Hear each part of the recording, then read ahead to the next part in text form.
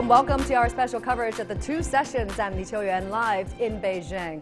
From March the 3rd to the 20th, the 13th National Committee of the Chinese People's Political Consultative Conference, or CPPCC, and the 13th National People's Congress will hold their first sessions at the Great Hall of the People in Beijing.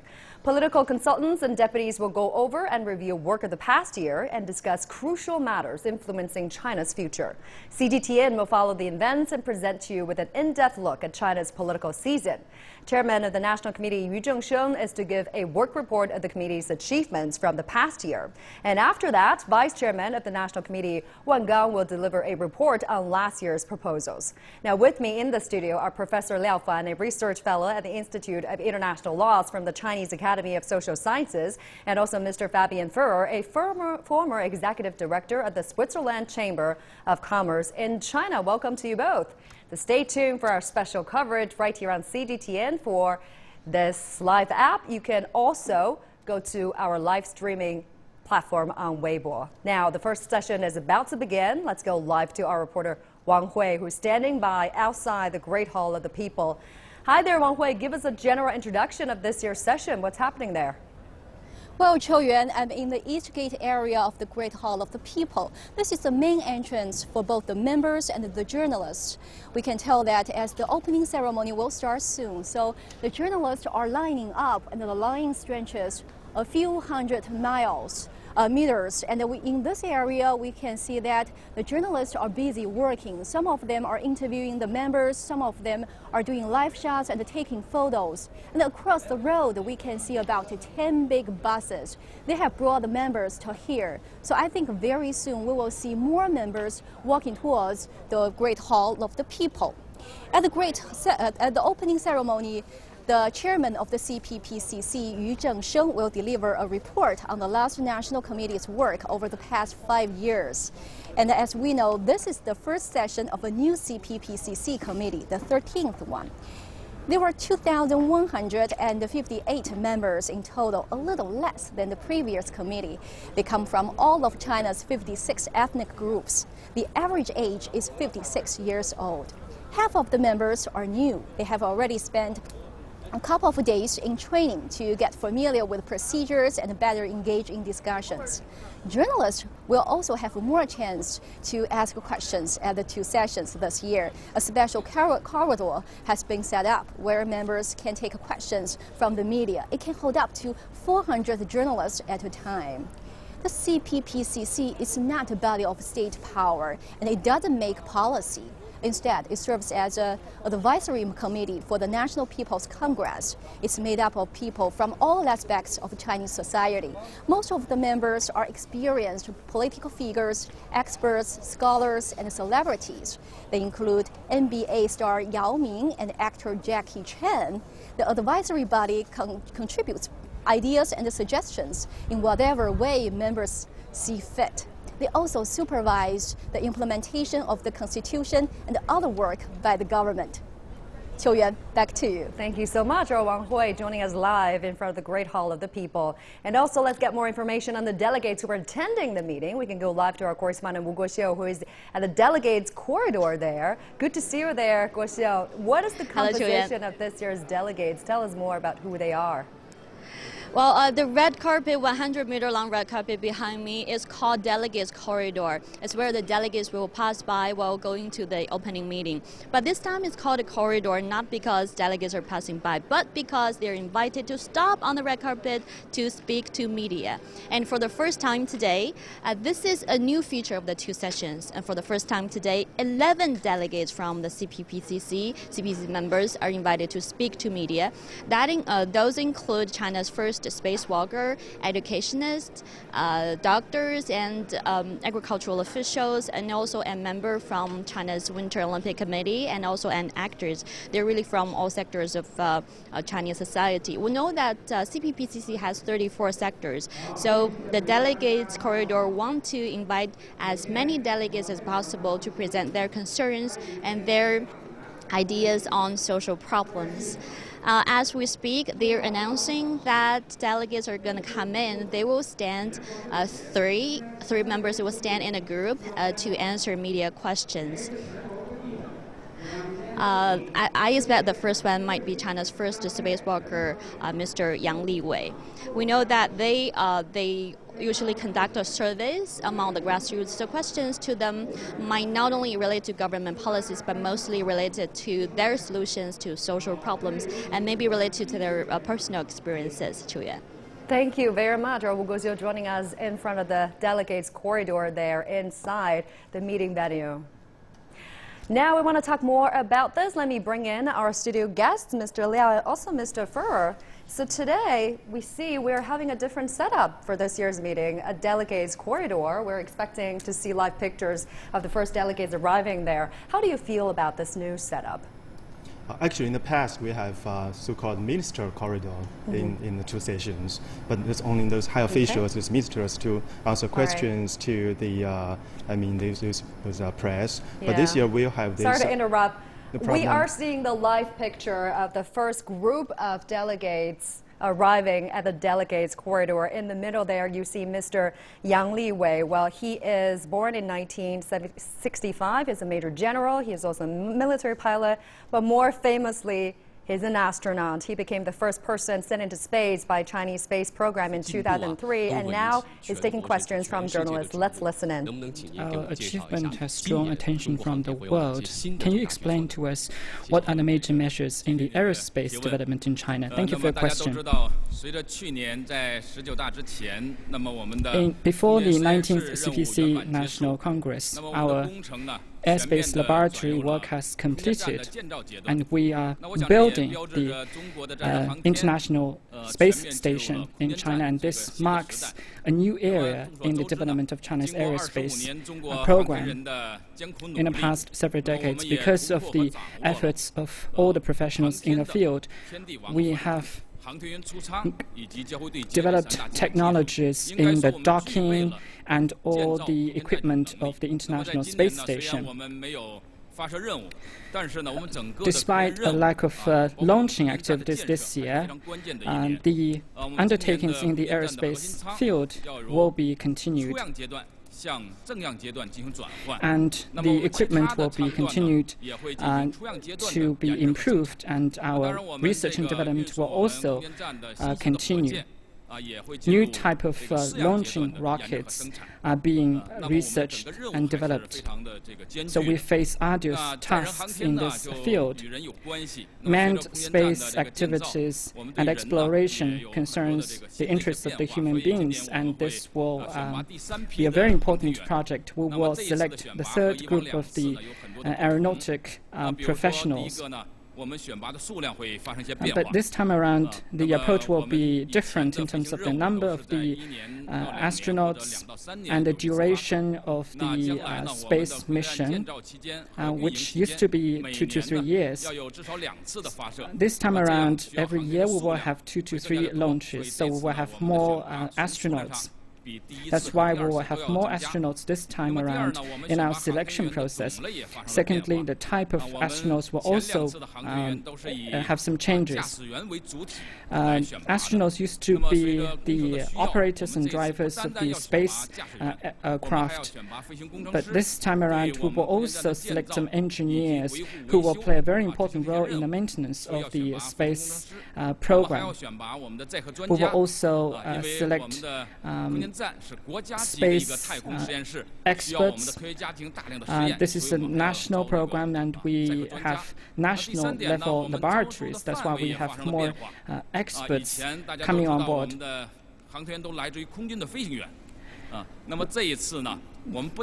This time, we will not only select the professionals from the astronauts, we will also select professionals from the society, for instance, research institutes and universities. The selection process will also cover both males and females. So this new era is an era of renewed hard work, and we welcome all of you who are committed to aerospace program to join our program and contribute to the strength of the aerospace program in China. By doing so, we can live up to the expectations of our times. Thank you.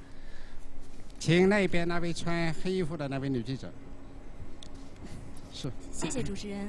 我是中国日报社的记者。 I'm 我的 with 问题 China 想 Daily. 提给潘 My 建伟委员。 question 潘委员您好。 is for Pan. 我知道您是 Pan 享誉全球的量子物理学家，也被 You 称作是 are 量子之父。 a 那么想请 quantum 问您，这 physicist 个量子 which 信息 has 技术的发 who 展 has 会对中国的 international 经济和百 reputation. 姓生活带 So 来哪些方面的影响？ my question 谢 is 谢。 the development of quantum physics.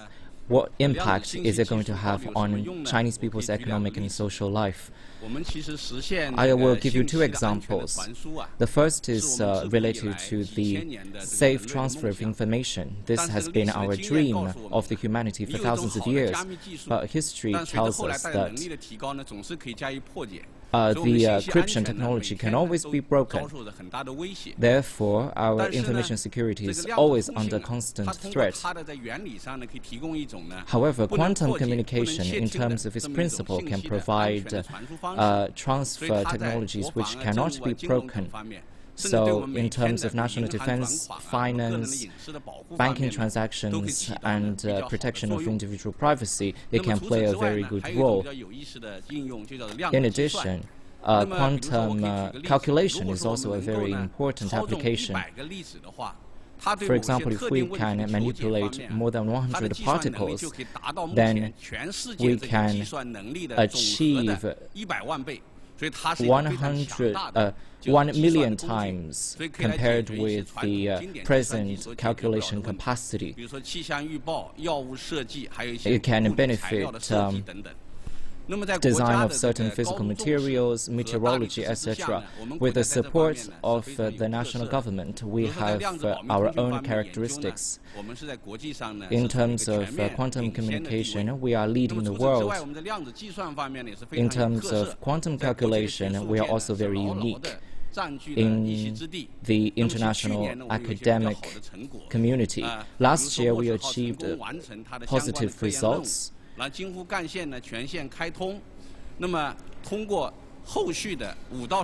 through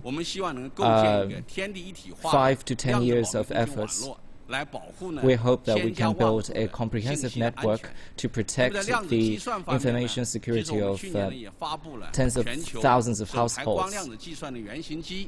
Last year, we produced the first prototype, and we hope that through efforts of 3 to 5 years, we can make greater progress.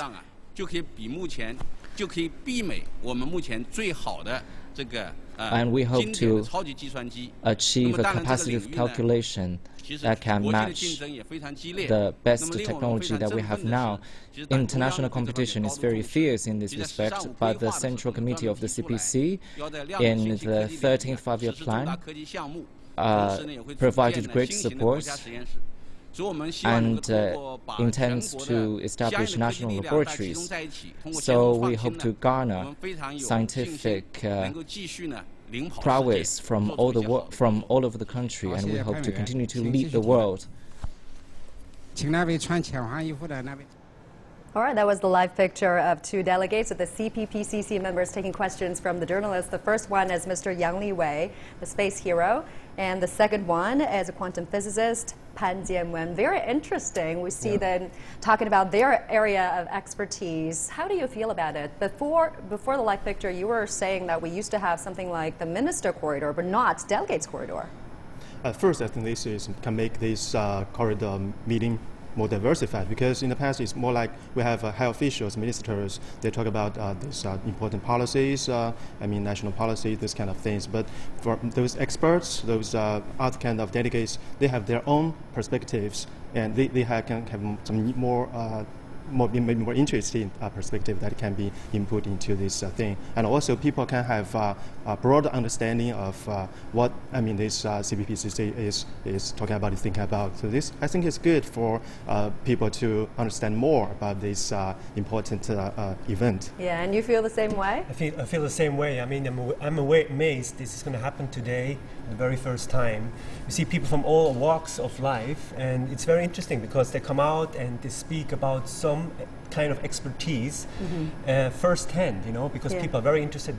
The people at the forefront of the economy, what they are doing, and put them in the spotlight. And they are doing it in a very responsible way. Yeah. Thank you. Stay with me. We want to go live to our correspondent Su Yuting now, who is on her way to the Great Hall of the People, where the first CPPCC session will be held. She's now with Mr. Mo Tianquan, the chairman of Fang.com, and also one of the committee members. Hi there, Yuting. We see you're in the van. Tell us more about what you guys are doing. Yeah, you know that I'm now with Mo Tianquan. He's the CPPCC member and he's the board chairman of Fang.com. And as you can see, we're now just riding on our very special designed vehicle. That's the mobile studio just along the Chang'an Avenue.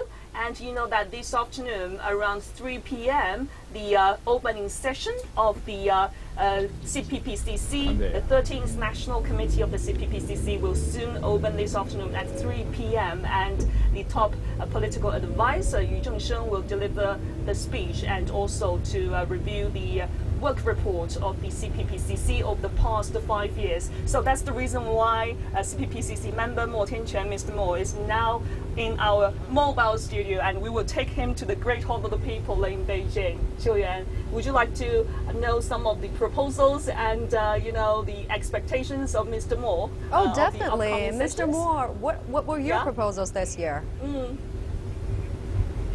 Yeah, I also want to ask more about this question. So, Mr. Mo, we're very curious about your proposal because you are one of the CPPCC members this year, and you know that there are 2,158 CPPCC members this year, and you are one of them. Half of them are new ones. So, could you please tell us what's your proposal this year, and how would you like to perform your duty?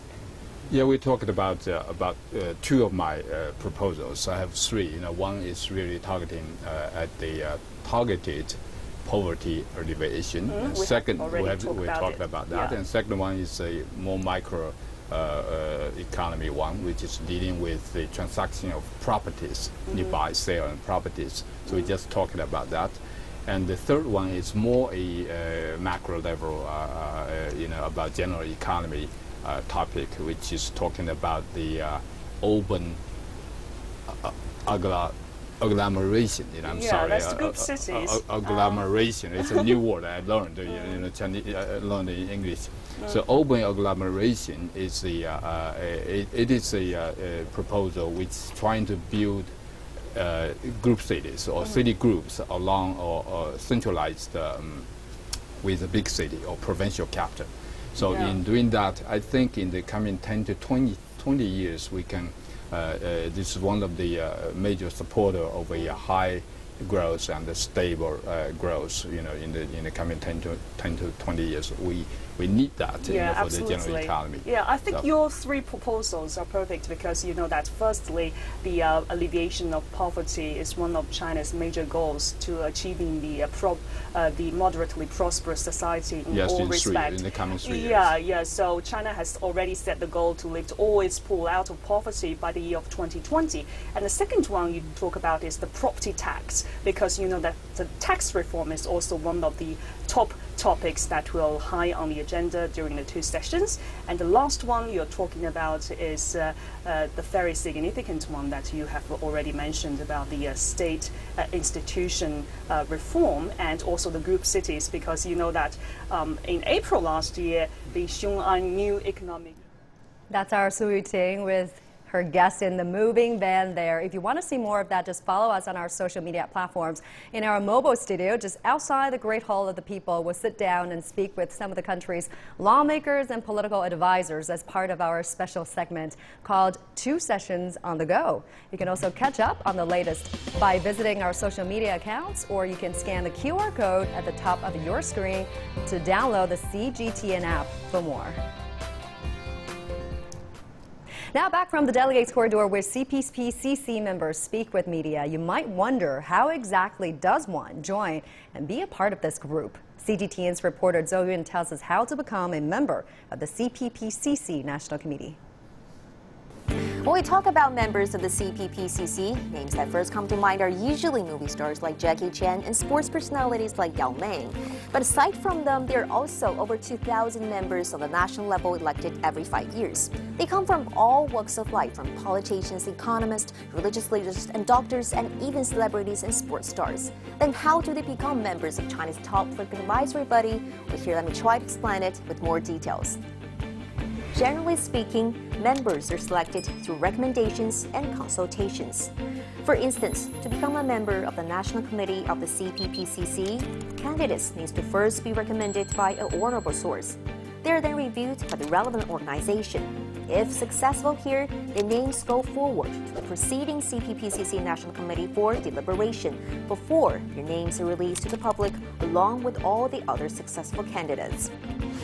Even though CPPCC members' proposals are not legally binding, their voices, opinions, and insights are greatly appreciated, as they not only enhance their special area of interest, but also work towards making China a greater nation. Now, Professor Yang Jia is the only visually impaired CPPCC member. She holds a Master of Public Administration from the Harvard Kennedy School and now works at the Graduate University of the Chinese Academy of Sciences. At 29, she was diagnosed with macular degeneration, which led to her blindness. And today, in our first episode of our special series, I have a question for Liang Hui. CGTN's Han Bin talked with Professor Yang, whose proposal this year is to push forward the concept of the no-barrier cinema in all Chinese cities.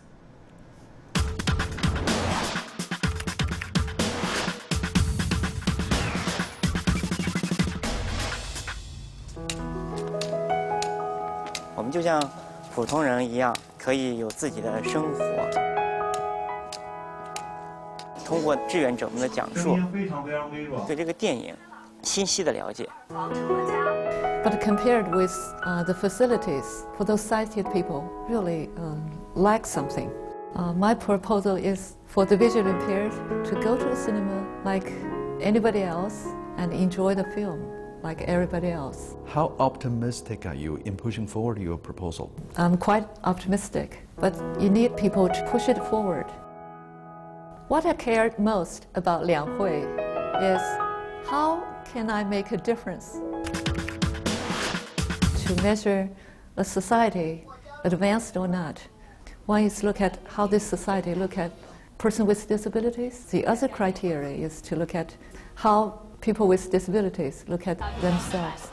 希望社会在那个各种电影院里呢，有这么一个讲述电影的设备的话，我们就有最新的影片。It's achievable. Lots of countries have already done so. So that's our equal rights. That is inclusion. So what are your solutions to channel the voices from society? We need to be more down to earth and to look at things in a larger perspective to make more realistic proposals. CPPCC is a wonderful platform to achieve our goals toward a just society. 希望那个电影啊，或者是各种那种设施啊，就是能够继续那个完善。 I've been covering Yang Jia for many years. She has submitted over 60 proposals during her previous 2 terms in the CPPCC. She's been selected yet for another 5-year term and says that she will continue to advocate the rights of people living with disabilities. Losing my sight actually made me more determined to pursue what I want to do. I see no obstacles. I see opportunities. And in 5 years, I think we can achieve more.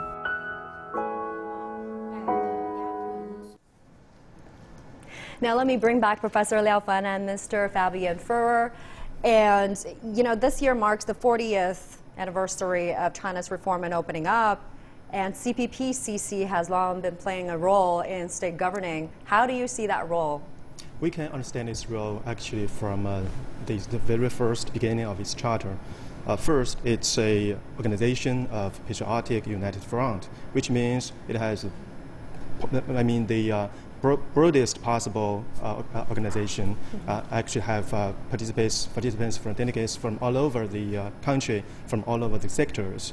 and that they can have their wisdom and have their opinions input into this political process.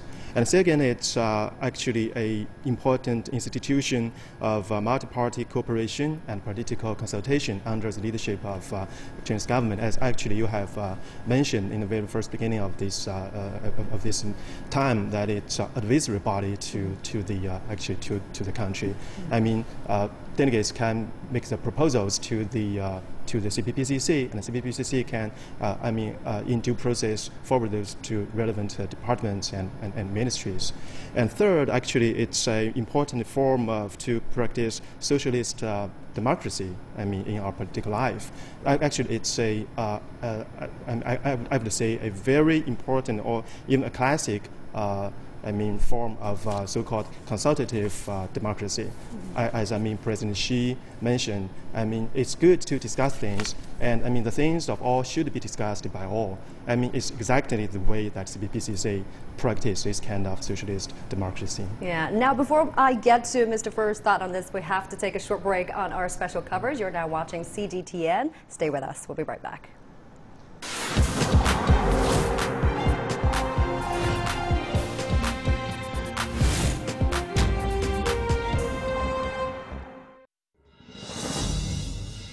The biggest annual political gathering in the world's most populous nation. Some topics to deliberate and discuss. A new state leadership lined up. A draft revision to the Constitution.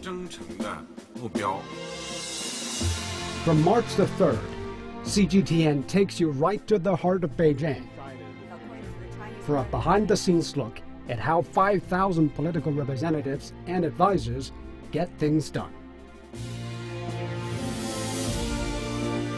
and how their decisions can have a ripple effect across the world. Join us on CGTN for an insight look into the Two Sessions 2018.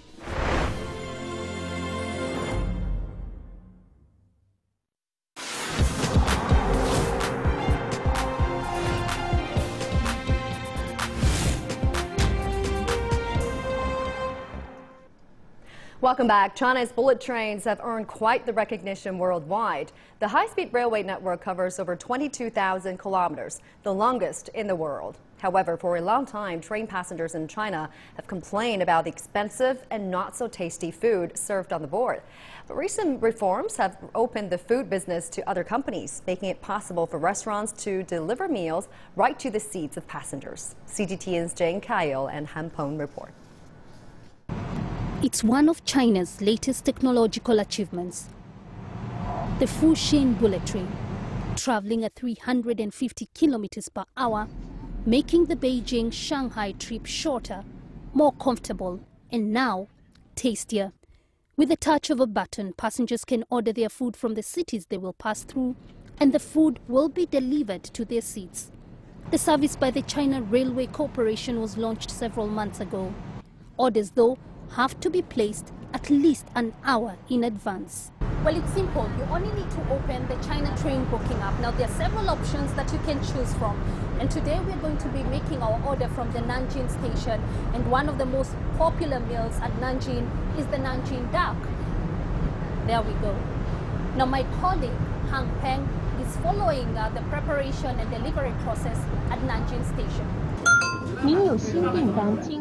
The moment Jane made the order, the clock began ticking at this restaurant near the Nanjing railway station. Now it's only 60 minutes left before bringing the food to the passengers, and they're literally racing against the world's fastest train. And it's a relay race. The restaurant's kitchen is the first runner. This place used to be our dining area. We transformed it into a central kitchen. Although we got rid of several tables, we believe we can make more sales by getting a lot more tables on the train. Then their couriers carry the food to the train station, where all the local orders gather before the last mile delivery. When the meals arrive, they're packed with different cases, sorted out by different restaurants. And when they leave this office, they're all packed with different cases, sorted out by different train numbers. And by the way, now it's only 35 minutes left. In the Nanjing South station, the train only stops for 2 minutes. 5 minutes for repackaging, Then it's the turn for delivery folks like Luo Deyou to run. He's the last in the relay, bringing the food from the station to the train. Each day he runs the same journey at least 20 times. Good news for him, the train has not arrived as he reaches the ticket checking entry. After all the hustle and bustle, we have finally arrived at the platform just a few minutes before the train. The train waits for no one. If we're late by even 1 minute, it means passengers will miss the meal, and we must pay the money back. So time is money. But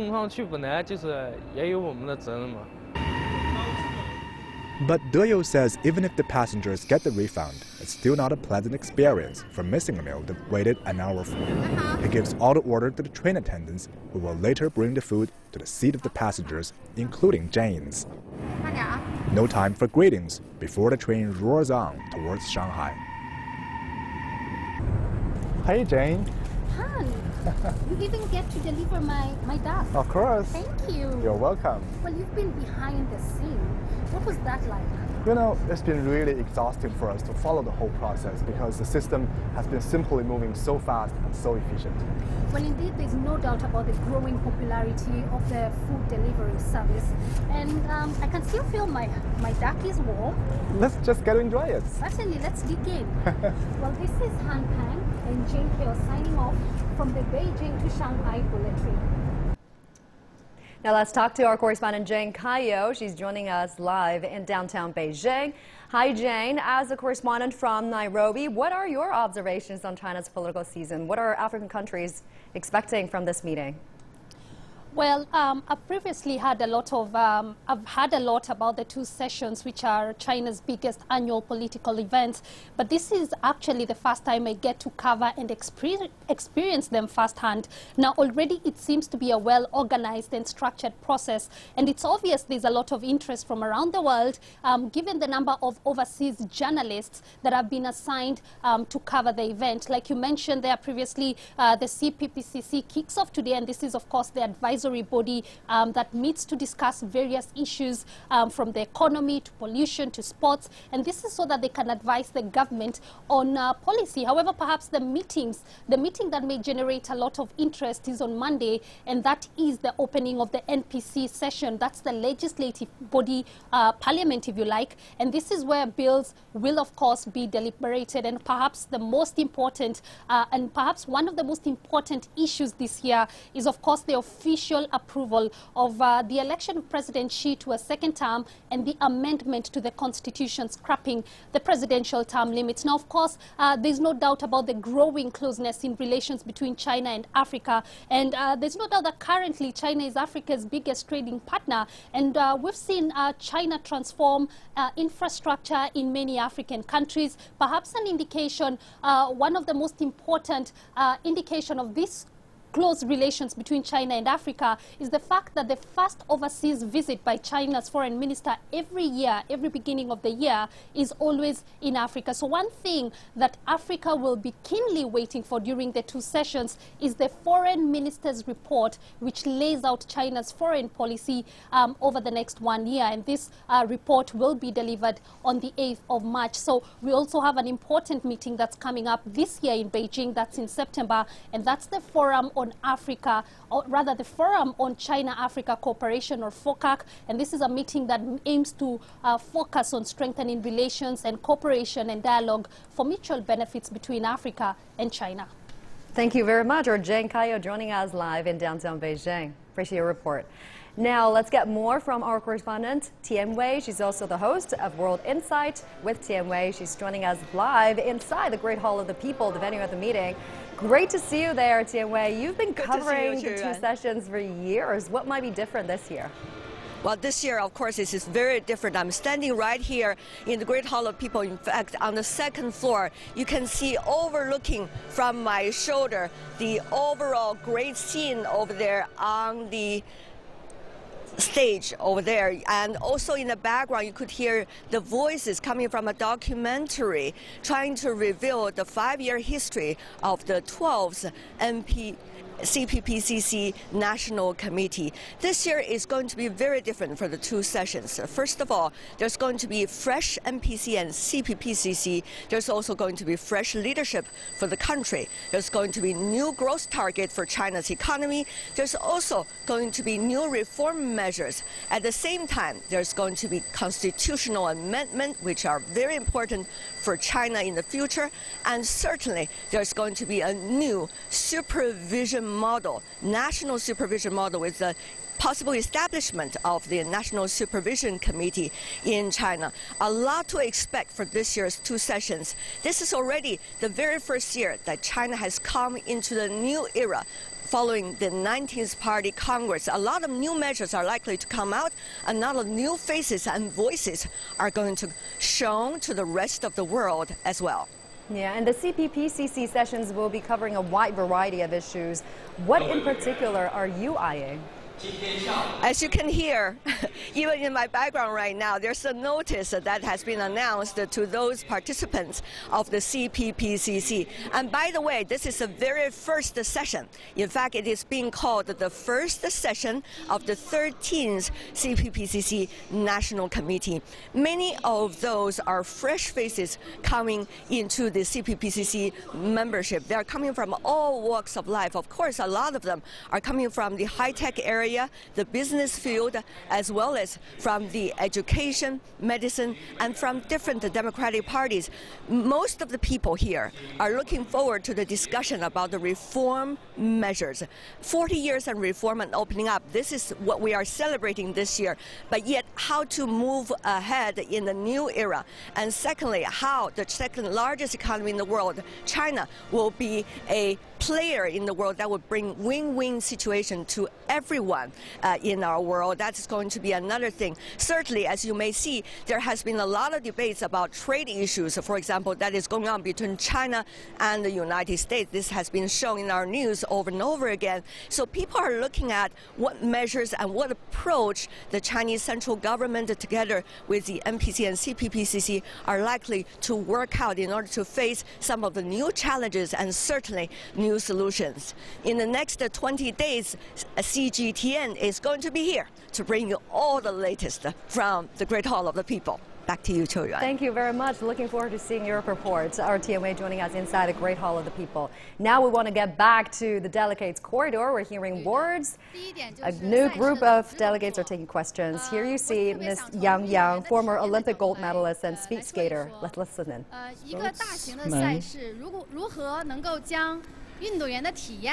How do we make sure that the experience of these sportsmen can be maximized, and that makes the success of the competition?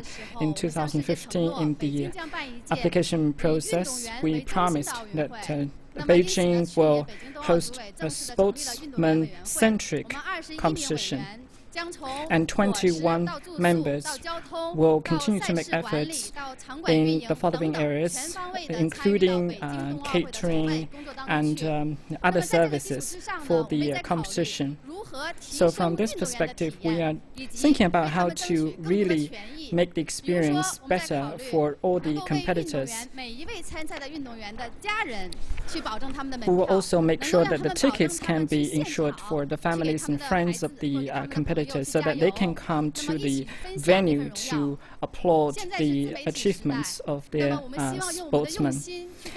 We are living in an era of new media, and they are also representing the young generation of our times. Right now, we have two goals for the Winter Olympics. We hope to participate in all the events of the competition, and the tasks are very arduous. In the coming 4 years, we hope to live up to the expectations of the international standard, and we hope to be qualified for all the events. For those events, we have advantage. We hope to excel and win more gold medals.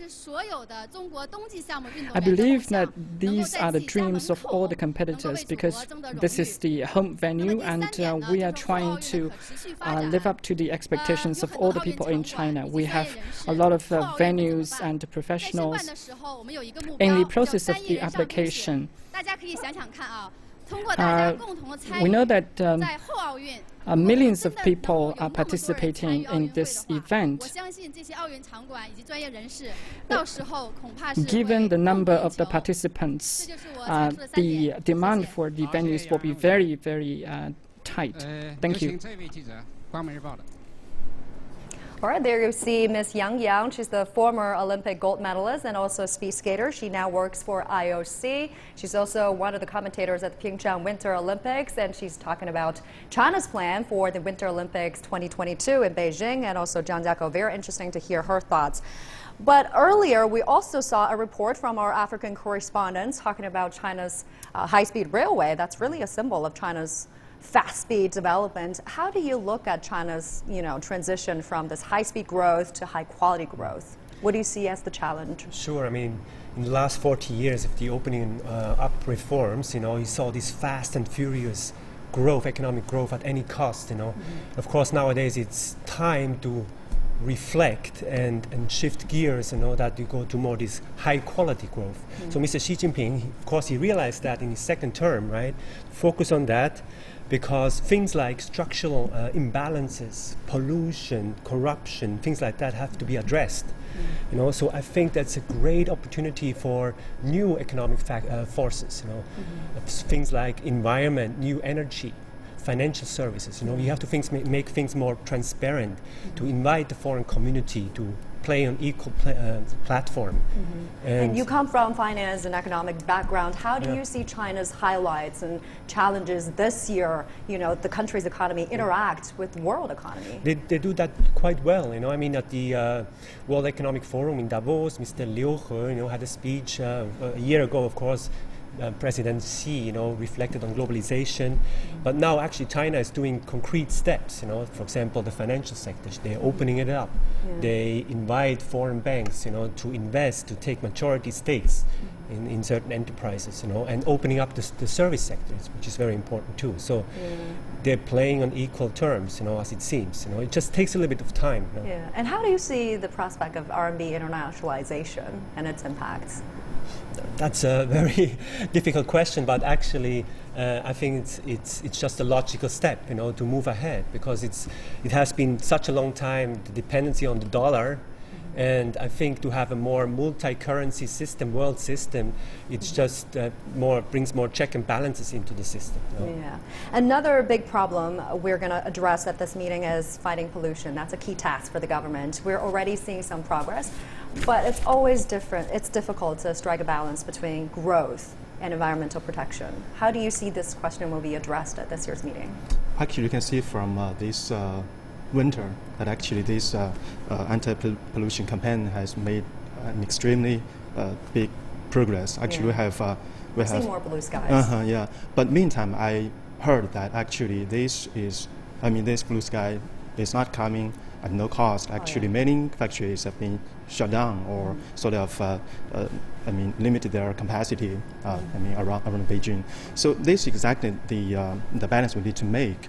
So on the one hand, we should, put the people's desire for better life, including a better environment, at the core. So we need to insist on pollution containing. But meantime, we should try to find ways for those workers, for those factories to survive, for the workers to have new jobs. So we need to sort of have a structural reform.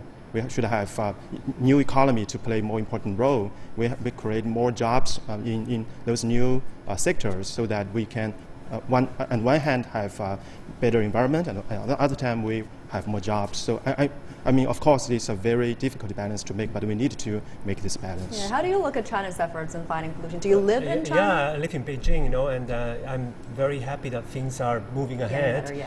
There's a certain kind of momentum going on, Just day before yesterday, they announced that by 2020, the end of 2020, they will reduce 50% of the major pollutants in the Beijing, Tianjin, Hebei area, Of course, there's some drawbacks if you move so fast, under any cost, like to But I think it's also very important that you held people accountable, especially local government, local industries, and if people don't adhere to these policies, then you actually punish them, and then punish the punitive taxes go to the local government, so they have an incentive to address these issues, There has to be consequences. There has to be consequences, Yeah. Another thing we're going to look at is agriculture issues and countryside development. That will be heavily focused this year. It's been reported. How will the government address this issue, do you think, at this year's 2 sessions? It should be a very, very important issue to look at. Actually, if you read the report of the 19th Party Congress, the major part of this report is devoted to issues about how to sort of give new momentum to the development of countryside. So I mean, during the 2 sessions, many things need to be discussed. I would like to list some of them. First, the land contract rights should be maintained and be sort of some kind of reform, like separation of the 3 kind of rights: ownership, land contract right, and so-called operation rights. So that the land can be made fully used, but in the meantime, the rights of the farmers are be kept in mind. And second, actually, we need to sort of have integration between urban area and rural area. For example, those migrant workers, we need to have more concern for their life, their concerns when working in the cities. And then second and third, the grassroots work of the villages is also very important, because actually many problems are coming from this side. So the report have mentioned a so-called countryside governance system made up of autonomy, rule of law, and rule of virtues. So this is also a very important aspect that we need to pay attention to. Yeah, and education is also another topic that was brought up at yesterday's press conference, and we find this comment from the spokesperson very interesting and refreshing. Let's listen. Statistics show that Chinese middle and primary school students spend 2.82 hours on homework every day, which is almost 3 times longer than the world average. Many of you are familiar with the song, "Let us sway twin oars." Its lyrics say, when we finish our homework, let's enjoy our lives. However, when I talk to the people around me, students usually cannot finish their homework by 9 in the evening, some even as late as 11. How can they enjoy their lives? How can they sway the oars? Let me get your reactions on to the comments. How can Chinese students have a happier learning environment? You want to answer the first? Okay, I do. Okay, so education is a big thing in China, because that's the driver for the future. So it's not about how much workforce you have, how many people, but it's how smart are they, how efficient they are, And of course here, it's I think in the educational system, it's very important that they resolve actual problems. So you can work hand in hand with real, actual social problems and how the students address it. For example, at the Good Design Australia, I was in the jury last year. Students resolved with experts together some real, actual problems, and then at the gala, they were invited and they were sparkling with enthusiasm and so on and so forth. The second one, of course, is curiosity. If you're not curious, you don't have the enthusiasm, the passion about things, you cannot make things happen. And that kind of curiosity has to be stipulated and encouraged by the schools, just the way it is. And then a third one, of course, it's also about maybe you go ahead like that. I just add a footnote. I mean, actually, the question how to make Chinese students happier, I'd rather interpret as how to make the parents happier. Because let me tell you what. Before I come here, this morning I was helping my daughter preparing for doing his math problems. I was sort of exhausted. Actually, I think the very important issue for Chinese education is that how to give parents of the students stable expectation of the future. Because we are, parents friends around me, we are all anxious. We don't know what kind of things we'll have in the future, what kind of competition our children will face, and we don't know what kind of change all of a sudden will come. I mean, in terms of those education policies. For to make a very concrete example, the education policy about the housing. Houses, apartments, where you live, you can go to those best schools.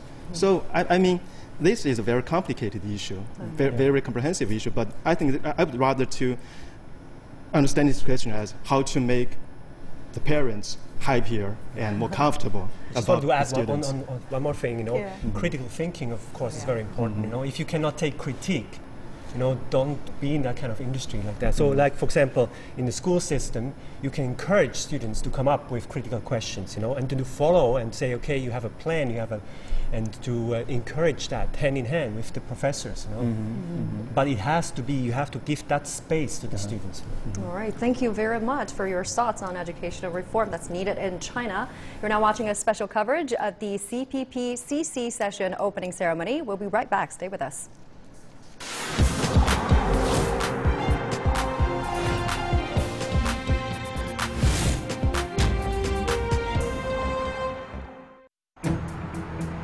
We travel across the country to gauge the most pressing issues. We talk to the people about their greatest concerns. And explore the changes closely watched around the world. It's insanely not come to an end. Ultimate power. Not only for the channel expansion and reality. Join us for a special coverage of China's political season and see how the new government launches into its new era.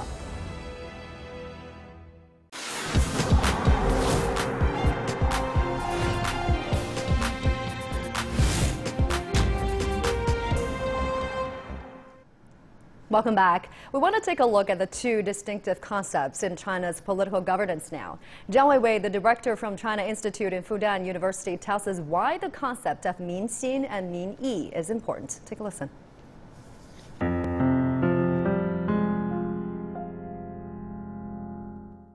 For instance, there are two distinctive concepts in China's political governance.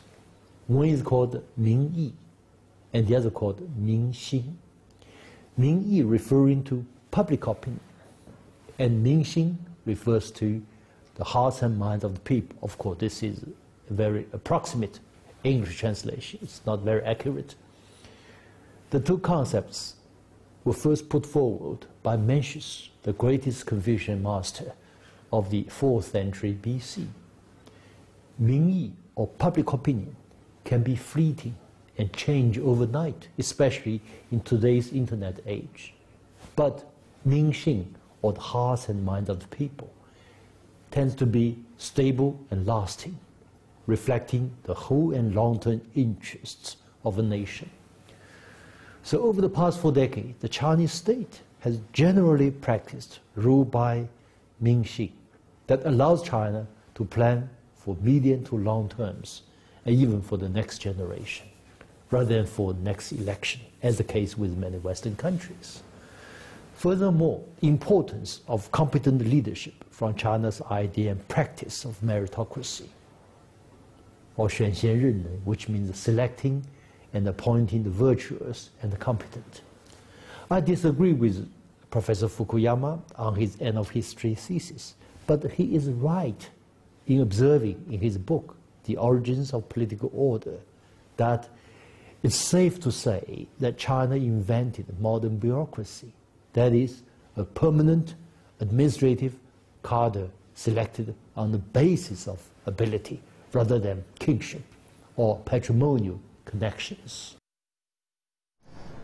Now, the full 10-episode edition of The Chinese Way by Zhang Weiwei will be online and on our social media platforms. So for more exclusive content like this, follow us on our special social media platforms. Now you're watching the live picture of the Great Hall of the People. We're just standing by for the opening ceremony of the CPPCC session. And when that takes place, we're going to bring that to you live. So let's now get some more analysis onto this. This National Committee of CPPCC is China's top advisory body. It has a multi-party cooperation system, political consultation mechanism. But let me get your thoughts on this. How do you think this is different from Western parties, multi-parties system, and how it has contributed to China's development? The basic difference between this CPPCC system, or the multi-party cooperation system, and the multi-party system in Western countries is the first one is under the leadership of the Chinese Communist Party. I mean, CPC is a ruling party, and all other parties are kind of a participating party. They are helping CPC to think about things, to make decisions, and to have their wisdom, have their opinions inputted into the political process. But the CPC is the ruling party always. So there will be no shift of power between different parties. They are just part of this process. So through this means we can have both a wide representation and we can have a wide consultation, but in the meantime, we will have a stable system. We don't need to change major policies like every 5 years, every 4 years, coming with the change of party or change of leaders. And Mr. Fu, how do you look at China's top advisory body? How does it work? Do you find it curious? Do you find it interesting? I think it's very interesting. Of course, it's not a one-party. It's not like a multi-party thing we have in the West, But even the multi-party thing in the West, each representative represents a certain party, and they are influenced to a great extent by vested interests, And here you have the top, right? The CPC, the leadership, President Xi, and below that you have that the advisory body, which is composed of any kind of walks of people like that. So China cannot and must not adopt the Western system, but in itself, it's a democracy. It's always like, okay, China is not really a democracy, but actually it is, because it's composed on a lower level. Of course, you have also many different parties, who bring their inputs and their recommendations to the National People's Congress in the end. One of their job is to conduct democratic supervision. How do you think they are doing their job? I think they're doing the job well because they can make proposals, like I have just mentioned. They can make proposals, those delegates, to the CPPCC, and through a given process, they have some kind of examination of this proposal, and they can then forward those proposals to relevant ministries, relevant departments. Yeah. And during their, when these delegates are performing their duties, they can just, raise questions. Like in writing to those relevant departments or ministries, and to request answers from them, and by this way to supervise, oversees their jobs, their functions. So this is actually very or quite efficient or quite effective way of democracy, I think. And according to the spokesperson yesterday from the press conference, he said that the CPPCC National Committee actually conducted 20 supervision projects overseeing the enforcement of national policies. Yeah. So it's actually a check and balances. The Chinese system is very unique, but at the end, of course, it also works, right? And it's constantly reforming itself. It's opening up, as you see today, with that corridor system, right? And you cannot just copy somebody else, right? Because China's historical and social, background are very peculiar, very different from the West. Oh yeah, and one of the key issues to be addressed this year is the amendments to CPPCC guidelines. What kind of changes are you expecting? Without, touching too much upon the details, I think there are at least 3 things we can expect from this revision. First, as Xi Jinping thought on socialism with Chinese characteristics in the new era has been established as a guidance to the party and to the whole nation. I'm expecting this thought being added to the charter of the CPPCC. And second, as put out by the 19th Party Congress, the major contradiction, in China has become the contradiction between inadequate and imbalanced development and the people's ever-growing need for a better life. So, I mean, this expression, I think, will also be put, the original expression be changed in the charter. And second, I think there will be a kind of adjustment of the expression of the patriotic united front as the base of CPPCC. Originally, I mean, the current expression is patriotic united front is made of all the socialist workers, builders of the socialist cause, patriots in support of socialism and the unification of the country. And I'm expecting this expression be slightly adjusted to including, patriots in support of the unification of the country and the great rejuvenation of the Chinese nation. And a lot of people also say that this year's two-session marks the beginning of a new era because this is the first year of the president's second term. We're also seeing a major reshuffle in the NPC and CPPCC member. Starting this year, we're seeing a lot of new faces. What do you think this means from your observations? You know, you just see that China is constantly adapting to new circumstances, and opening up, because now with the social media. Okay. I'm sorry to interrupt. We're hearing music from the Great Hall of the People. You're watching the live picture of the opening ceremony of the CPPCC session. The first session of the 13th National Committee of the CPPCC session will start any time from now. You just saw the live picture of President Xi Jinping making his entrance there. Now, the CPPCC meeting marks the beginning of China's annual political season. And at today's opening session, Chairman of the National Committee, Yu Zhengsheng, will deliver a work report on the committee's achievement last year. And the Vice Chairman of CPPCC National Committee, Wang Gang, will report on last year's proposals. So that's on the schedule this afternoon. And over the next 2 weeks, political consultants will voice their ideas and submit proposals on significant issues concerning China's future. Now, 2018 is a vital year for China. This year, both the 13th National Committee of the CPPCC and the 13th NPC will hold their first sessions. This is also the first time political consultants and deputies have gathered since the 19th CPC National Congress last year. Now, they're set to voice their ideas and discuss how to follow through on the decisions made at the CPC National Congress. And also, 2018 marks the 40th anniversary of the beginning of China's reform and opening up. Many see this year's two sessions as a chance to deepen policies to better adapt to a new era.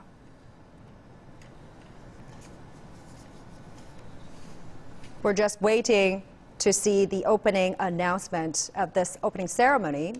And China's political advisors are, of course, gathering in Beijing for this key annual meeting. This year, over 2,000 members of the committee will have their first session on Saturday. This CPPCC meeting will close on March 15th. It will have 3 major press conferences. Let's now listen in. The first session of the 13th Chinese People's Political Consultative Conference National Committee has 2,158 registered members,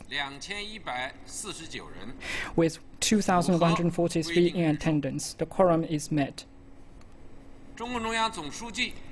Today, we have invited General Secretary of the CPC, the President of China, and the Chairman of the Central Military Commission, President Xi Jinping, to our meeting. Also joining us today include the leaders of the CPPCC Central Committee, National People's Congress Standing Committee, officials from the State Council, ambassadors from the diplomatic missions in China, journalists and overseas Chinese. A warm welcome to you all.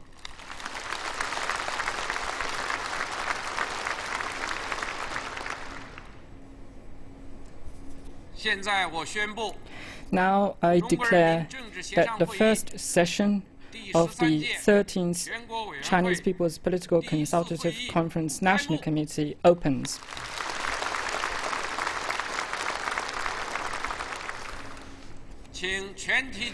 Please all rise. for the national anthem.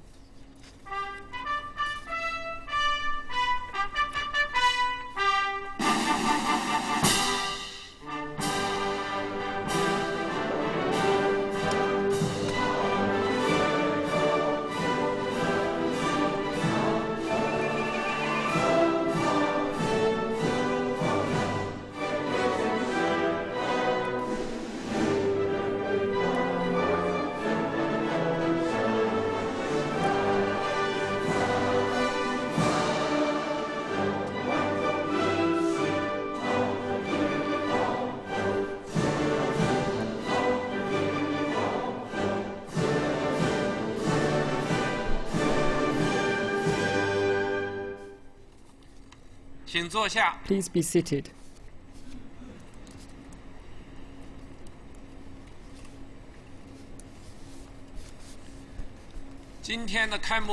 Today's opening session has 2 items on the agenda. Now we will begin the consideration of the first item. We will give the floor to Comrade Yu Zhengsheng to deliver a report on the work of the Standing Committee of the 12th CPPCC National Committee.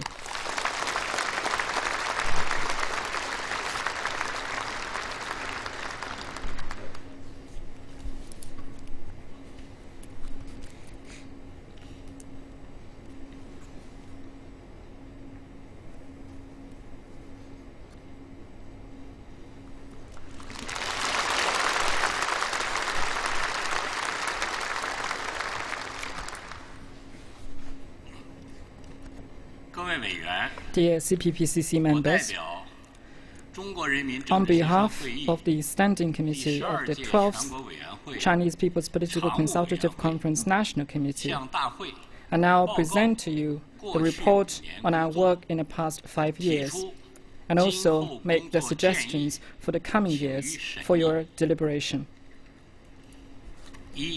1. Review of the work in the past 5 years.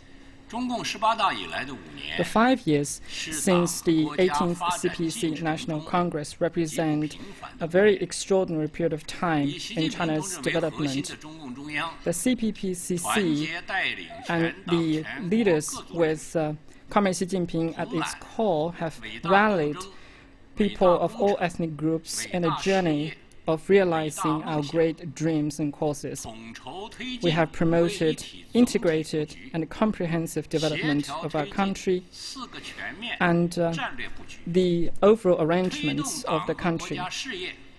Historical achievements have been made in promoting the party and also the development of the country. And also, we have witnessed historic transformations, ushering a new era for socialism with Chinese characteristics. Over the past 5 years, the CPC Central Committee with Comrade Xi Jinping at its core has strengthened the leadership over the CPPCC. In a series of important speeches and addresses, Comrade Xi Jinping mentioned a series of new assessments, requirements, and philosophies addressing the theoretical and practical issues regarding the CPPCC. The CPC Central Committee has established socialist consultative democracy, united patriotic frontline, people's political consultative democracy, and consultative supervision. And important documents were issued. The Central Political Bureau and the Standing Committee have listened to the reports of the CPPCC and improved the leadership arrangements of the CPPCC members. The CPPCC members and the Standing Committee members have earnestly observed the spirits of the 18th and 19th CPC National Congress and comprehensively implemented the Xi Jinping thought on socialism with Chinese characteristics for a new era. Based on unity and democracy, we have served the larger picture and worked to address the central problems. Based on socialism with Chinese characteristics, As the core, we have improved the consultative arrangements of our organization, strengthened democracy, and enhanced unity and cohesion between different members. We have improved our performance of the obligations and functions, promoting the continuity, development, and innovation of the CPPCC. Unity, democracy, pragmatism, and development has been brought to a new level. This demonstrates the advantages and features and uniqueness of socialism with Chinese characteristics. CPPCC arrangements have played an indispensable role in promoting the development of the party and the country. First, sticking to the correct political orientation in safeguarding the authority and leadership of the CPC with Comrade Xi Jinping as the core. We strengthened our political ideology and improved unity in improving our arrangements. We have observed the spirits of the 18th CPC National Congress and organized a series of studies over the 3rd, 4th, 5th, and the 6th plenums of the CPC Central Committee. Our understanding of the reform and opening up, rule of law, and the calls to build a moderately prosperous society in all respects and strengthening party discipline have been enhanced.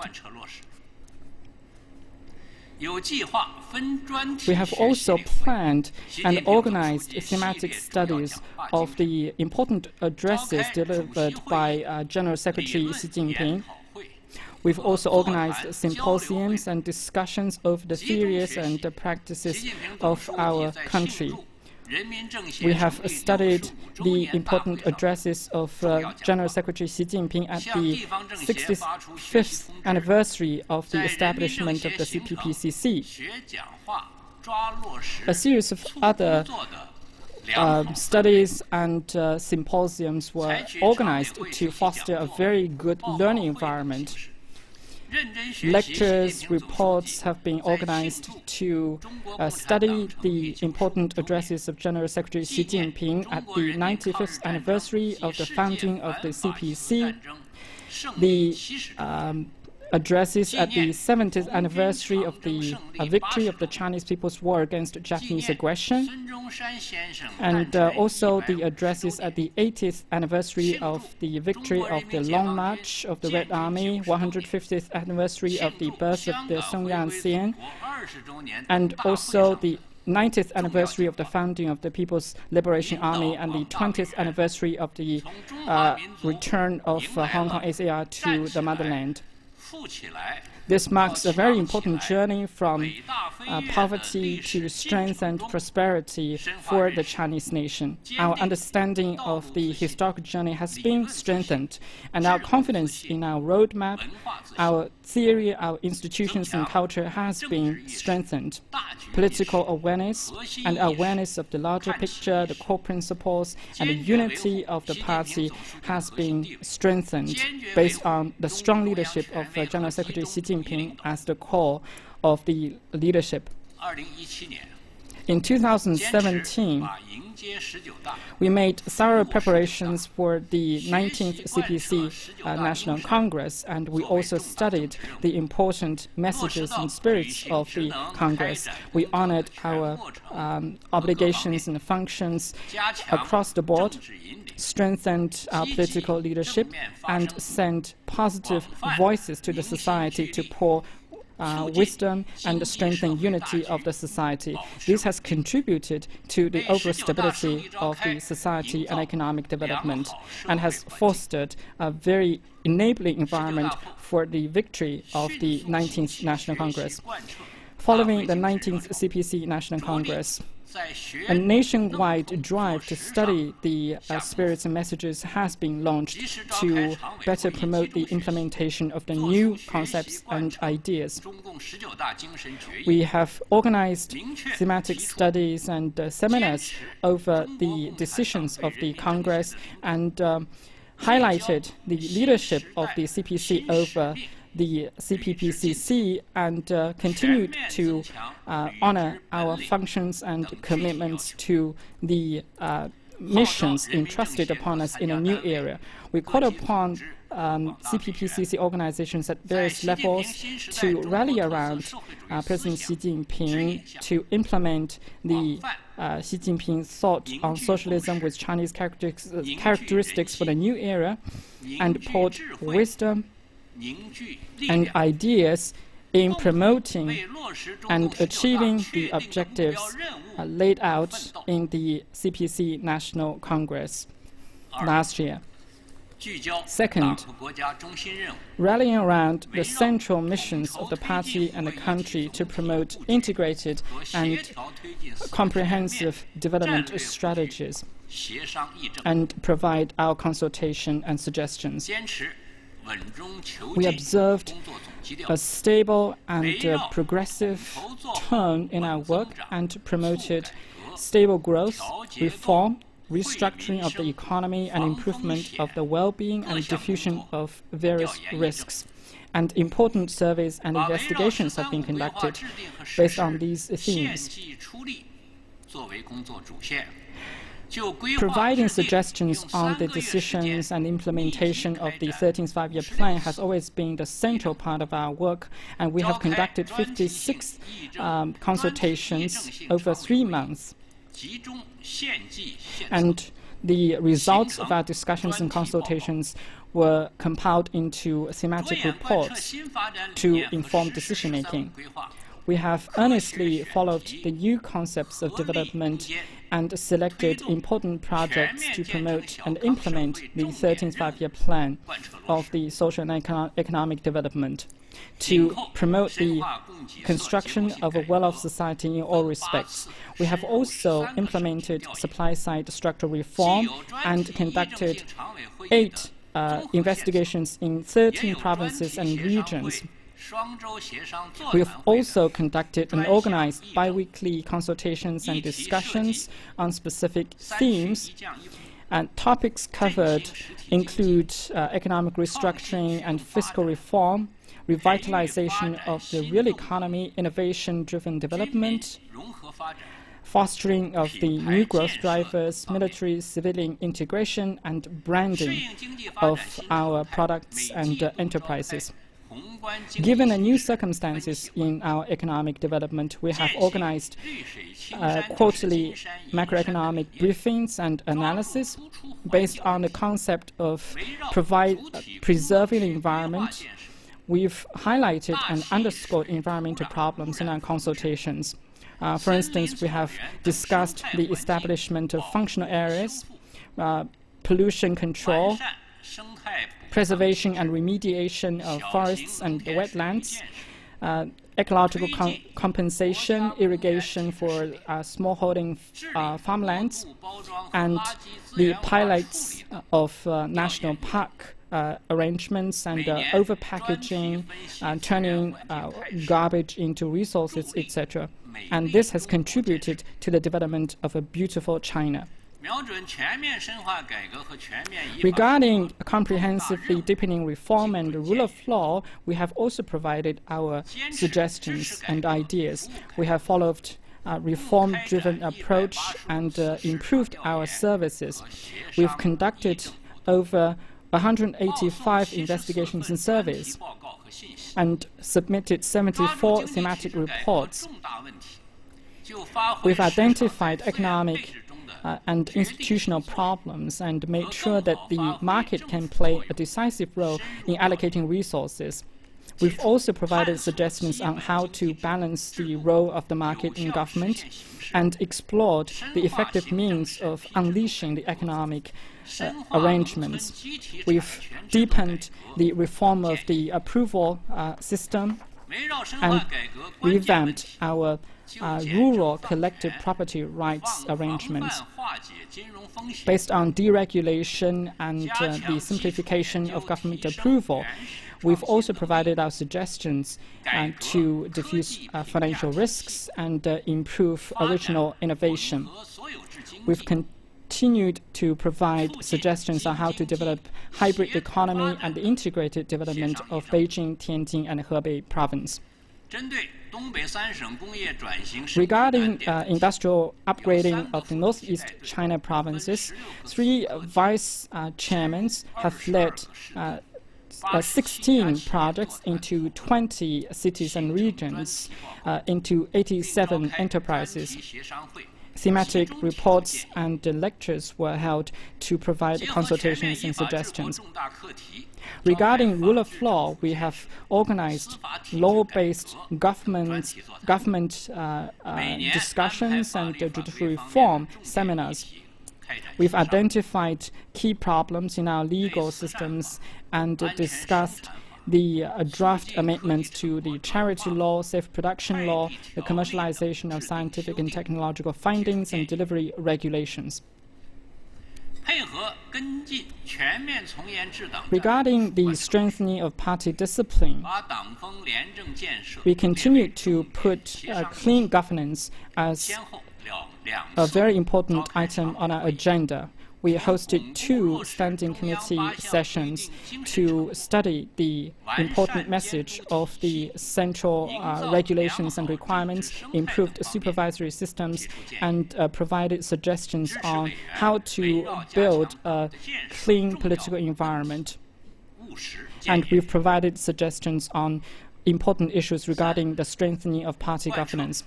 Third, implementing a people-centric development concept to improve the well-being of our people. We are always committed to serving our people. We've identified the problems concerning the immediate interests of our people and organized over 171 investigation surveys and also consultation activities. Every year, we organize CPPCC members in activities related to the Teachers' Day and or the cultural and scientific undertakings at the grassroots level. And we also provided suggestions on improving preschool education, compulsory education, secondary education, higher education, vocational education, special education, and also the development of rural teaching staff. Issues also included financial assistance to those impoverished students. We've also laid important emphasis on the development of a healthy China and deepened our medical system reform. We provided integrated medical treatment, insurance, and pharmaceuticals, and improved health screening, prevention of diseases for young people, occupational diseases, and nationwide fitness campaigns. We promoted the reform of the public hospitals, the operation of private hospitals, and the improvement of generic drugs management and improvement of doctor-patient relationships. Attention is also given to meeting the growing demands of the people for cultural offerings and products. Based on socialist core values and improving the cultural undertakings in China, we try to tell a better story about China's development and promote the cultural development of socialist China. We've also provided suggestions on the preservation of important cultural heritage and cleaning up the cyberspace.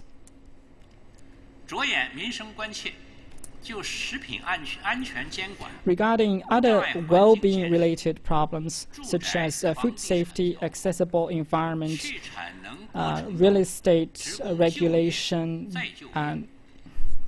capacity reduction, employment of college graduates and discharged military personnel, medical issues, we've provided important suggestions to the decision makers. We've also paid attention to migrant workers, disabled people, left behind children, and other segments of the society. Fourth, promoting political consultative democracy to build new organizations in our CPPCC arrangements. We've earnestly followed the important reform measures of the CPPCC arrangements. We've conducted different assessments and evaluation of the implementation of CPPCC opinions and measures. Through investigations and surveys, we've identified problems and shored up our weak links. We've organized plenary sessions, thematic discussions and exchanges of views, bi-weekly discussions, targeted consultations, and review of relevant proposals. And these are regular activities we've been doing over the years. We've also established annual consultation programs and strengthened the intensity of our consultation activities, increasing from 1 every year to 2 consultations every year. We've established the bi-weekly consultation arrangement to optimize the structures and strengthen communication between CPPCC members. We've invited the CPPCC members, party members, and non-party personnel into our discussions to address those problems that concerns the immediate interests of our society and people. Altogether, we've hosted 76 consultations, which have become a very important signature event of the CPPCC. Based on equality and consultation, we provided interactive discussions and conducted thematic exchanges of views, the results of which have been submitted to the decision makers. The practice of political consultation has unleashed the initiative of the CPPCC members. Altogether, 1,635 CPPC members have conducted surveys and investigations, covering 285,000 activities and events. Fifth, strengthening democratic supervision to promote decision-making and implementation of key national strategies and proposals. We've strengthened the diplomatic supervision of the CPPCC based on the unique advantages of our arrangements to supervise the implementation of the national strategies and the reform measures.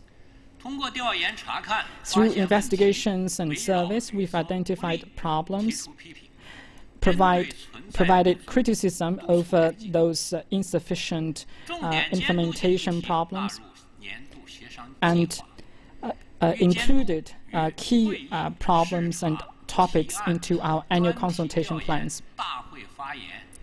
We've organized large-scale conferences, investigations, surveys, and solicitation of public opinions into our process.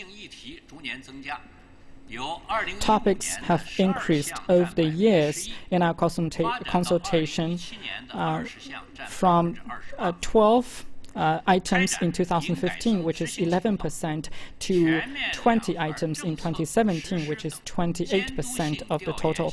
We've also looked at the implementation of the VAT reform, the two-child policy implementation, and other problems. Targeted poverty alleviation is also a very important item on the agenda. We've covered 17 provinces and cities in conducting poverty alleviation.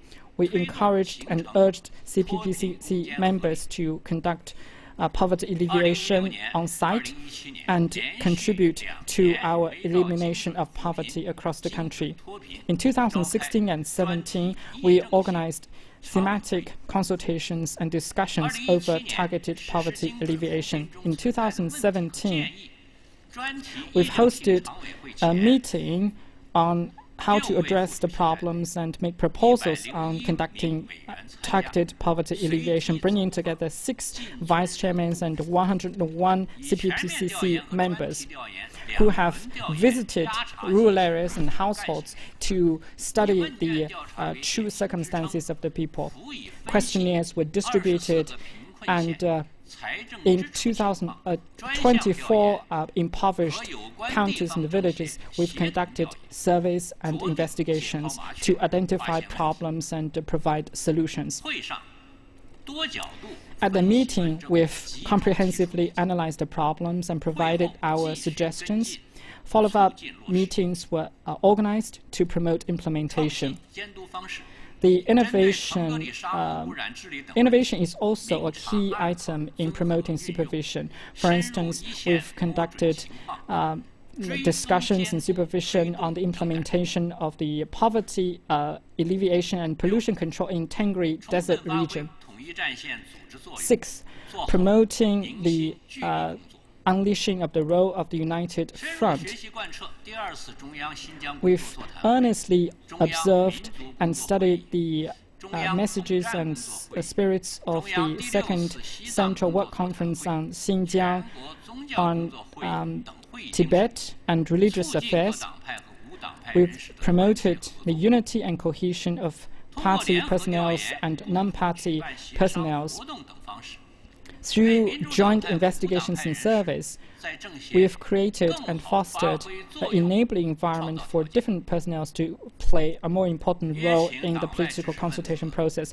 We've invited other professionals and personnel into our discussion to deliberate our economic and social problems. We've also contributed to establishing a pro-business and clean arrangement for promoting our enterprises and economic development.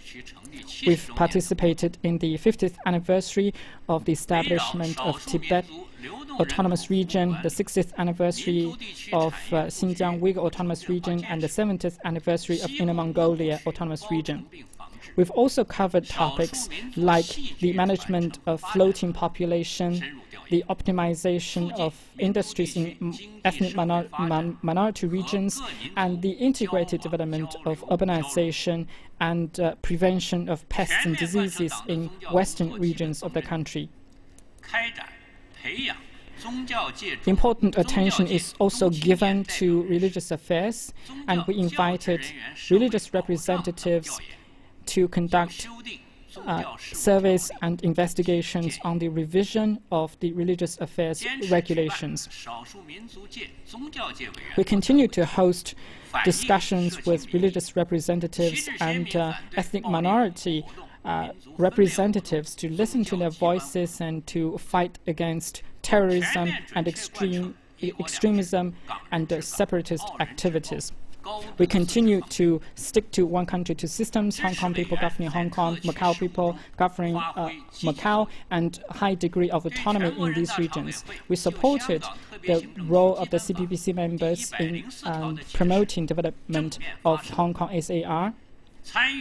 We also provided suggestions on the revision and interpretation of the Article 104 of the Hong Kong SAR Basic Law, participated in the 20th anniversary of the return of Hong Kong SAR to China, and promoted the education and unity of young people on the mainland and in Hong Kong SAR and Macau SAR. We've also promoted the peaceful development of cross-strait relations. Based on one country principle and 92 consensus, we've discussed the problems regarding employment of students in Taiwan and opposed the Taiwan independence. We invited overseas Chinese nationals to participate in CPPCC meetings. We've also hosted the 150th anniversary of the birth of Mr. Sun Yat-sen, and to encourage all Chinese people to participate in the rejuvenation of the Chinese nation. 7th, promoting friendly international exchanges and fostering a favorable external environment. We've served the diplomacy of the country and promoted high-level exchanges between China and other countries. We've served the One Belt and One Road initiative and strengthened our cooperation with foreign political organizations, associations, think tanks, and media organizations. We've communicated Chinese achievements and stories and the CPPCC arrangements and CPC multi-party cooperation to the outside world. We've also told a story of how to build a community of shared interests of mankind. Regarding Taiwan, Tibet, and Xinjiang-related problems and issues, we've stayed committed to the core interests of the country. Leveraging China-Europe Roundtable Conference, we've strengthened our international exchanges and cooperation with relevant international organizations. We've hosted regular meetings to analyze international landscape and situations, and conducted surveys and investigations on how to strengthen our aid to African countries.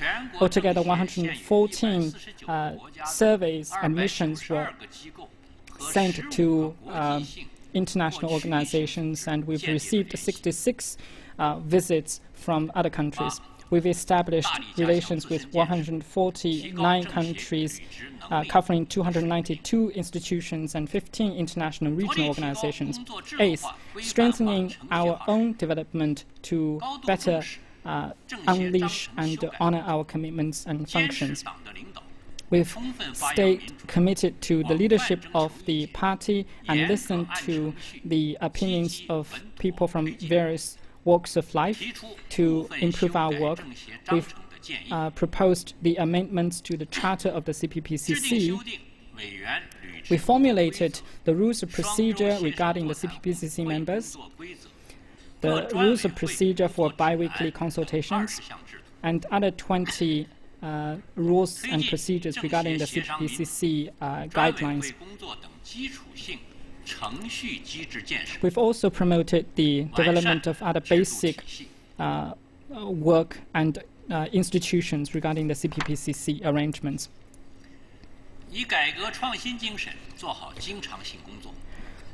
Driven by a reform-minded spirit, we've continued to improve our investigations and consultations based on on-site investigations, parallel investigations to identify problems and analyze root causes to provide informed suggestions. We've improved the qualities of our proposals, which numbered 290,000 in the past years, among which 240,000 were accepted, accounting for 99% of the total. We've improved our selection mechanism for the CPPCC members and strengthened the communication of experience sharing between CPPCC members. Solicitation of public opinions was also improved, including visitation of our people to the officials, and also the compilation of relevant documents and publications, including publications regarding the 70th anniversary of the victory of the Chinese People's War against Japanese aggression. We've also improved public opinion guidance and improved communication of our achievements.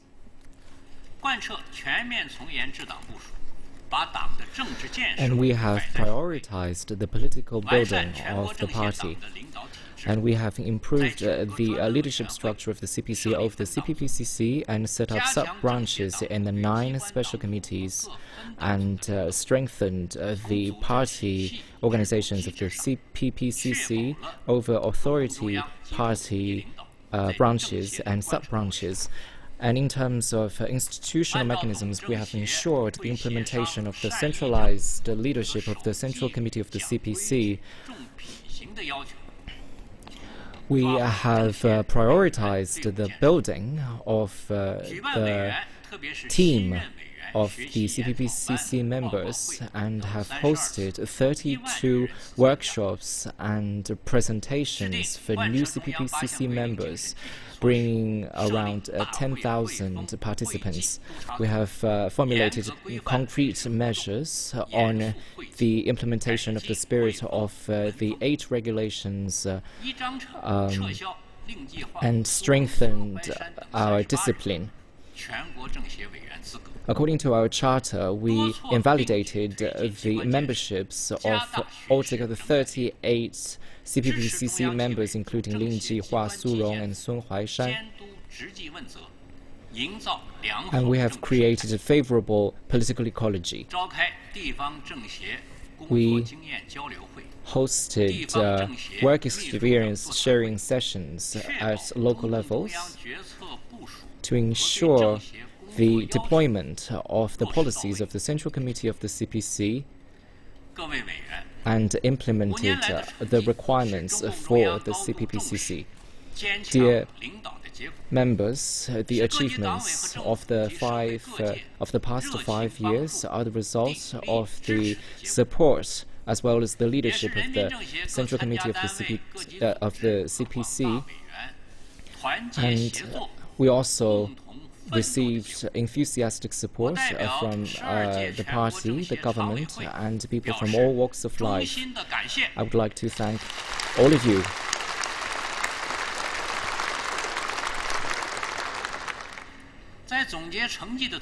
While we are summarizing our achievements, we should also note that compared with the requirements of the new era and new tasks, as well as compared with the expectations of our people, our work still has room for improvement. Some of our investigations and surveys are still very much on the surface and are not very profound, in-depth.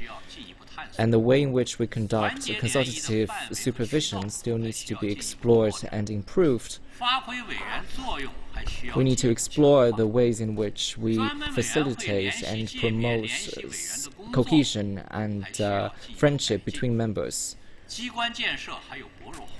There are still weaknesses in terms of institutional building, and not enough guidance has been issued to the CPPCC work at local levels, and all these areas need to be improved. Second, major takeaways from the past 5 years. During the past 5 years, the 12th National Committee of the CPPCC has accumulated positive experience and has drawn beneficial lessons. First, we need to stick to the leadership of the CPC. This is the fundamental political principle that the CPPCC has to adhere to. The essential characteristic of socialism with Chinese characteristics is the leadership of the Communist Party, and the biggest advantage of Chinese socialism is the leadership of the CPC. The party leads all areas. At various levels of the CPPCC and various activities, the party is the leader. Adherence by the CPPCC to the leadership of the party is a concrete requirement, which is specifically reflected in adherence to the leadership of the Central Committee of the CPC with Comrade Xi Jinping at its core, which is also reflected in the multi-party cooperation and political consultative mechanisms. And it is also reflected in adhering to and employing consultative democracy. Finally, it is reflected in the leadership of the CPPCC of its members to implement the fundamental theories of the party.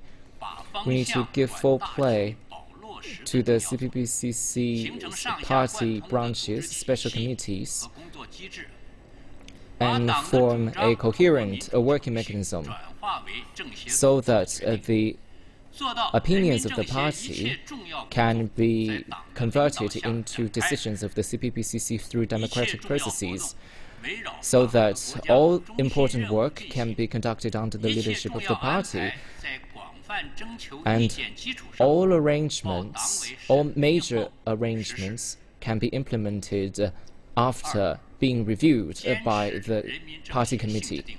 Second, we need to stick to the nature of the CPPCC.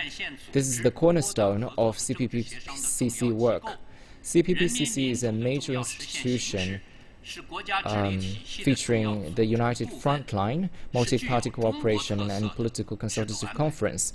It is an important way to achieve people's democracy. It is an important part of China's governance structure, and it is a special arrangement with Chinese characteristics. The CPPCC is not a power authority. It is not a decision-making institution. It is an important platform for party members and people from different ethnic backgrounds to participate in China's governance. Sticking to the nature of the CPPCC has to do with whether we can carry forward Chinese socialism and whether we can implement our work. It is important that we do not forget our mission and stick to Chinese socialism so that the political consultative cause in the new era can be pushed forward. Third, we need to rally around the central mission and serve the big picture. This is the fundamental principle of CPPCC work. The cause of the party and of the state is strategic and comprehensive. Only by serving the big picture can the CPPCC identify its major area of work and manifest its value. The CPPCC needs to identify the central missions of the party and the state and participate in achieving Chinese socialism. Stay close to the production and life of the general public, the circumstances of the economy and society, as well as problems that need to be urgently addressed by the party as well as the state.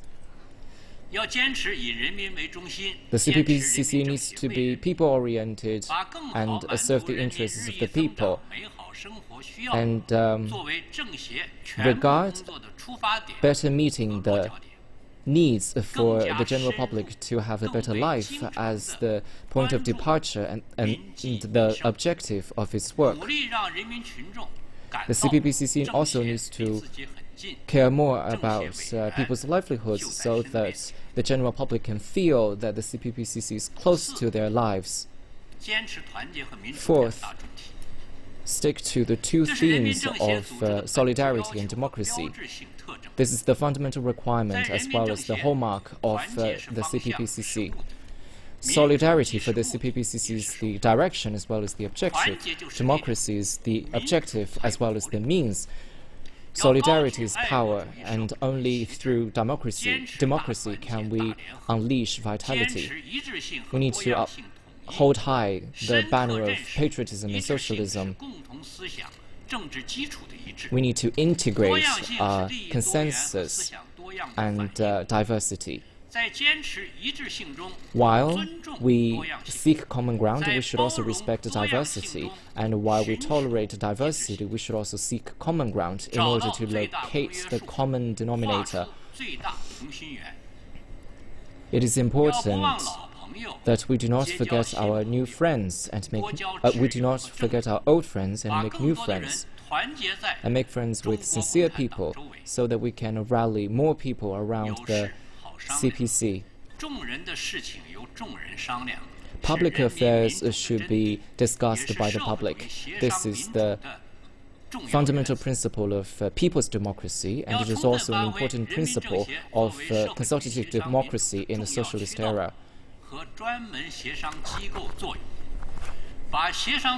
We should give full play to the important role as the channel for consultative democracy We should stick to consultation as the way to achieve our objectives so as to uphold the spirit of democracy and create a favorable environment so that our CPPCC members are willing and dare to speak up. We advocate heated discussions instead of conflicts, sincere instead of insincere communications, sharp but instead of extreme criticisms so as to expand consensus and facilitate solidarity. Fifth, we need to develop through inheritance and innovate through development. The CPPCC is a great invention that has combined Marxism theories with the specific circumstances of China. And the CPPCC, during the process of establishing the new China, building the new China, exploring paths for reform and achieving the Chinese dream, has persisted in its development. During the past 5 years, building on previous work, the CPPCC has explored a great deal in terms of improving the leadership of the party of the CPPCC and strengthening and advancing consultative supervision. And we have achieved tremendous results. In the face of the new era, the CPPCC needs to be problem-oriented and stay close to the public, increase the frequency of consultations and diversify the forms of consultations, enrich the content of consultations, and improve the effectiveness of consultations. We need to work on how to better discuss problems, equalize communications, activating interactions, and expanding consensus. Sixth, we need to give full play to the role of CPPCC members. This is where the advantage and the vitality of CPPCC work lies. CPPCC is a solemn political organization, and CPPCC membership is an honor and a responsibility. We need to give full play to the role of CPPCC members. We need to protect the members' rights, improve the liaison mechanisms for CPPCC members, and give full play to the special committee and other authorities.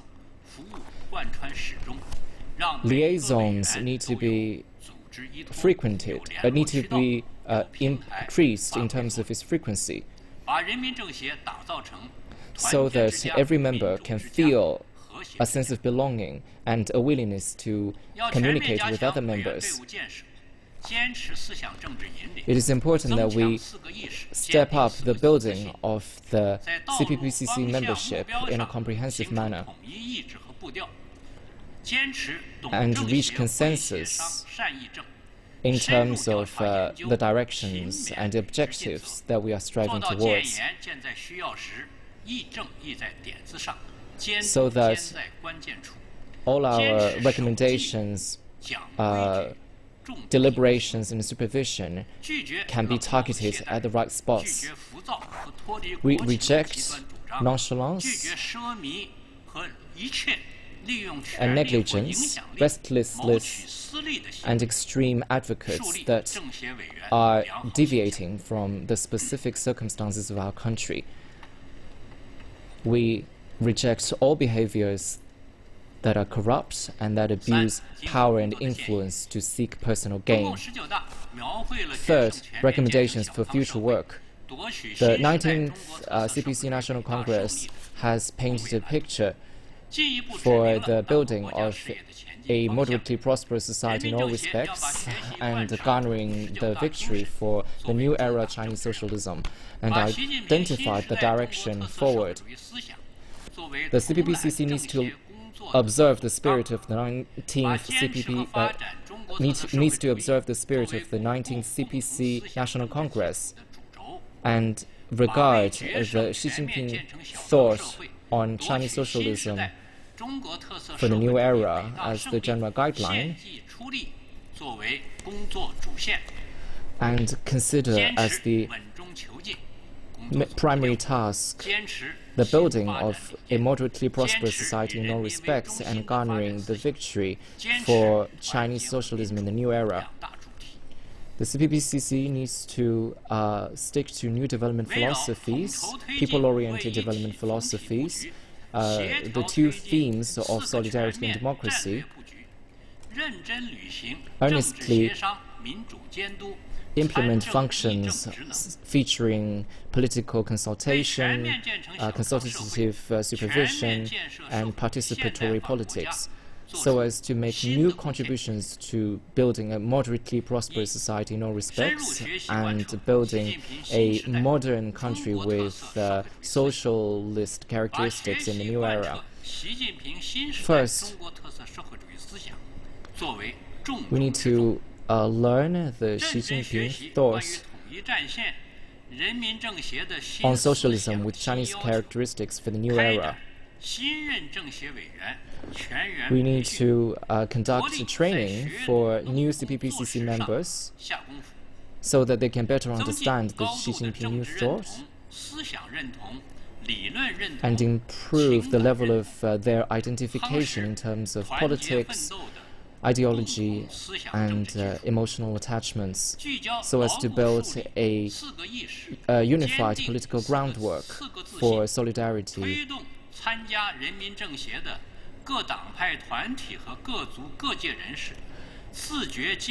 We need to encourage representatives from different parties and people of different ethnic backgrounds who participate in the CPPCC to accept the leadership of the CPC and vehemently safeguard the core leadership of Mr. Xi Jinping as the General Secretary. We need to combine the innovative theories of the party with the historical transformations over the past 5 years of the party and of the state.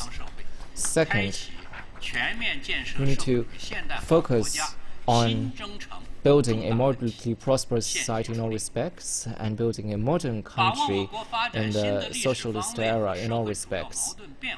We need to identify the new historical missions and the changes of the society's primary conflicts and consider the achievement of the first centennial goal as well as striving towards the second centennial goal as our primary objective, so as to better facilitate development and pour our wisdom and make practical efforts. We should focus our efforts on building a moderately prosperous society in all respects and identify our weaknesses. We should diffuse major risks, target our poverty alleviation efforts, control pollution, deepen our consultation, and strengthen our supervision. This year, we will focus our efforts in holding meetings on poverty alleviation and pollution control in targeted areas, as well as host consultation sessions on diffusing financial risks, developing the real economy, and improving the quality of the supply system. In line with the requirements of the new era, we should strengthen and innovate social governance, provide inputs to building a beautiful China, and contribute to better achieving people's requirements for living a better life. Third, we need to give full play to the role of the CPPCC as an important channel for consultative democracy.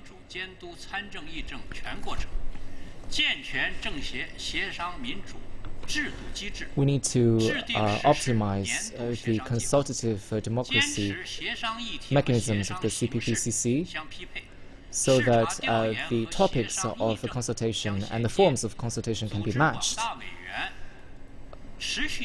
Visits and surveys and investigations, as well as consultative democracy, can be connected. We should strengthen the consultative supervision of the CPPCC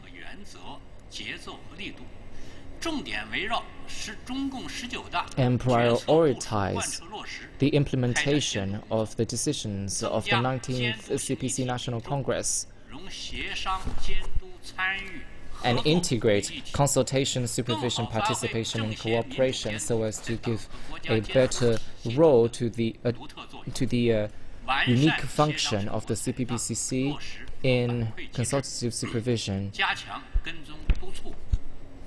We should strengthen tracking and supervision so as to better translate the achievements of consultative democracy into policies and concrete work measures. Fourth, we need to pull positive power to achieve the dream of rejuvenating the Chinese nation. Work related to intellectuals outside the CPC and people from new walks of life needs to be improved. We need to facilitate the building of a pro-business relationship and promote the development of non-public ownership structures so that people of various ethnic backgrounds can better communicate and push forward the prosperous development of the country via solidarity.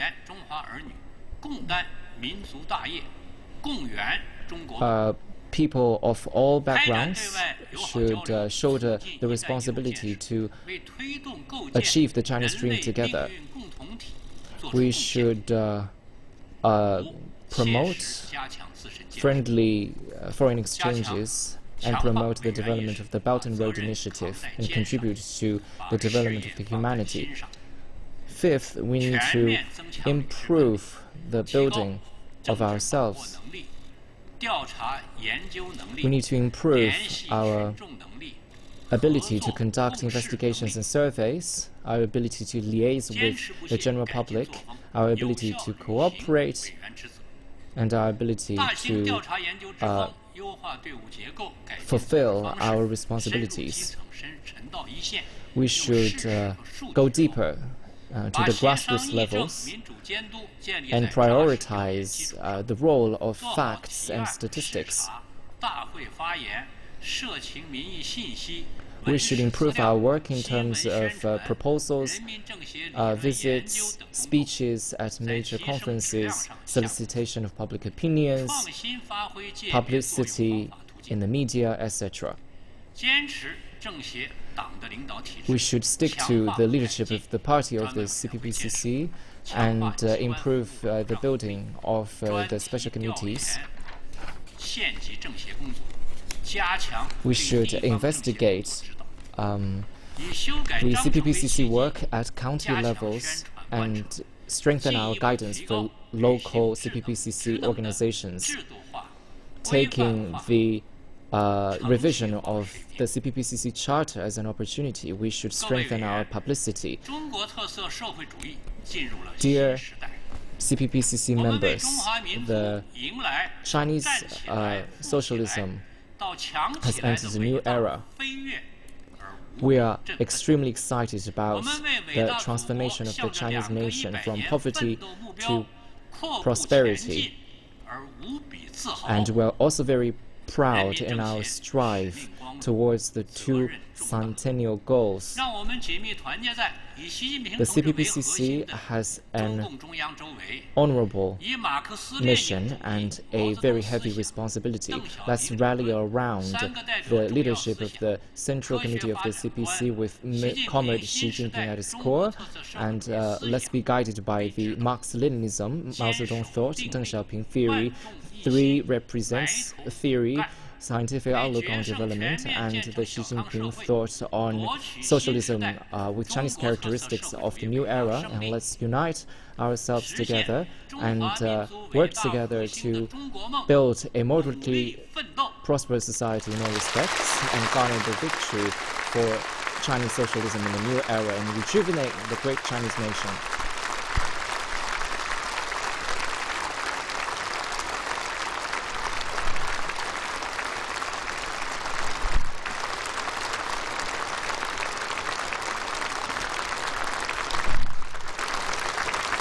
All right, that was Yu Zhengsheng, the chairman of the National Committee at the CPPCC, delivering a work report summarizing the past achievements and lay out new roadmaps. A wide range of topics regarding national policies, of course, mentioned from deepening comprehensive reform to rule of law, clean governance, and people-centered principle in governing the country, and also consultative democracy, and many more. Let's break down what's been said, and let me bring in again Professor Liao Fen and Mr. Fabian Fur in the studio. What a speech there. Let's unpack what's been said. What has impressed you the most? Professor Liao first. I'd like to say it's the poverty elevation from my perspective, because I mean now we have sort of entered an era of so-called targeted poverty elevation, that will not just give money to like this area, like I mean in average one person like 500, 1,000. We need to make sure that we know who is really important, what kind of need he or she is facing. So this exactly the meaning of targeted poverty elevation. And also, I mean, as pointed out, and I was interested is the poverty elevation needs to be sort of put together with a kind of encouragement and intellectual support. Because as an old Chinese saying goes, it's better to teach people how to fish than just give them fish. So this, I mean, should be also be a very important factor in doing this, poverty elevation thing. And also, I mean, we need to have a sort of kind of East and West cooperation in terms of, this poverty elevation, that the East comparatively developed area can provide more jobs, more work opportunities to the West, and the West can actually have more laborers. Outsourced to the East. So only by this can we realize the aim of that by 2020. I'm sorry. By 2020, we will have all these poor people in the country area to get there to be well off. I mean, according to the current standard. So this is a very important thing. What about you? What stand out to you? Basically, I also echo his thinking. Because domestically, poverty, to eradicate, poverty is a very important thing. Because the West has been lacking, west of China has been lacking behind for a long time. And I'm amazed how they do this in a very scientific way, to go there, investigate things, and propose appropriate measures to counter these kind of things. But for me, of course, as a foreigner, it's also very important to know that China is also at the forefront of international relations. And not only that, they talked about the One Belt, One Road initiative, which is a very promising thing in Eurasia, in Africa, to revitalize, rejuvenate the ancient Silk Road, which is a very interesting concept, And I think if we do that on a mutual basis, a mutual beneficial basis, then this is a very good thing China is doing. And stay with me. We want to go live to our correspondent Tian Wei now. She is at the Great Hall of the People. Good to have you with us, Tian Wei. You and I just heard that speech from Mr. Yu Zhengsheng. What impressed you the most about that work report, and what are the highlights of the committee's work during the past year? I think one of the most important things Mr. Yu Zhengsheng has been talking about is the CPPCC National Committee, how over the past 5 years has been doing some institutional building, whether it is consultancy meetings or going to do field research or have policy discussions. These are very important entities and formats in which the CPPCC members coming from all walks of life would be able to provide their consultation to the ruling party. As you may know, institutional building and the reform of it has always been a key topic for China over the past few decades, and certainly, according to Mr. Yu Zhengsheng, over the past 5 years, the CPPCC has been doing its job. Having said that, though, Mr. Yu also emphasized on the reform measures that China needs to take, for example, dealing with poverty and dealing with environment and dealing with the risks in the financial sector. He said the CPPCC members of different levels have been working on these topics according to their expertise and trying to form some workable suggestions that they would deliver to the 13th NPC. Of course, that would be a important process how the political consultation role of the CPPCC is being fulfilled. Having said that, though, there's another important thing that Mr. Yu had mentioned about. That is the CPPCC, the nature of it. It is a political consultative body, and therefore it does not have the so-called government political power, but rather to provide suggestions to the government, to the ruling party. And it also has the function of be able to unite all forces, whatever the people or the sectors are. It is the entity to bring all of these voices together. He talked about unity. He also talked about diversity. Unity is the goal, and diversity certainly is an important process to reach unity. So you see a lot of key words being delivered by Mr. Yu Zhengsheng. These words are very important and should be intensely discussed for the upcoming 13th CPPCC National Committee meetings to come. Back to you. Thank you very much, Artemie, joining us live in front of the Great Hall of the People. You're now watching a special coverage of the CPPCC opening ceremony. We'll be right back. Stay with us.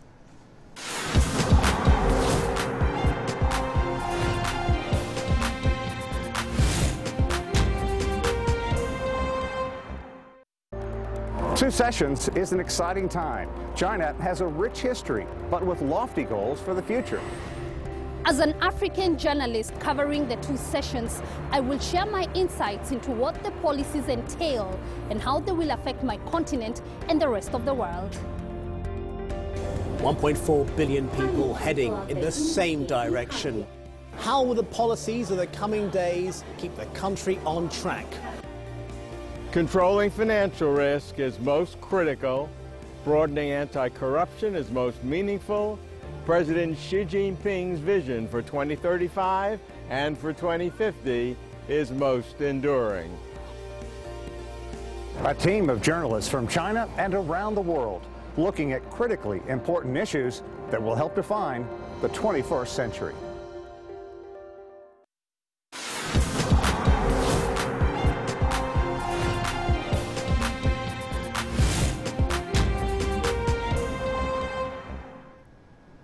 Welcome back. Yang Liwei, a member of the National Committee of CPPCC, spoke with the media in the delegates' corridor prior to the CPPCC session's opening ceremony. Have a listen.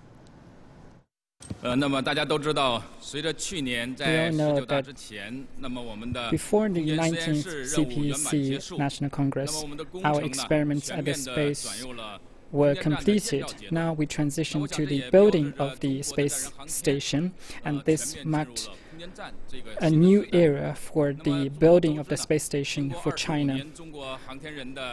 Thanks to the arduous efforts of the people in the past 25 years, we've developed the docking technologies and other equipment technologies for a space station, and the foundations for building a space station has been put into place.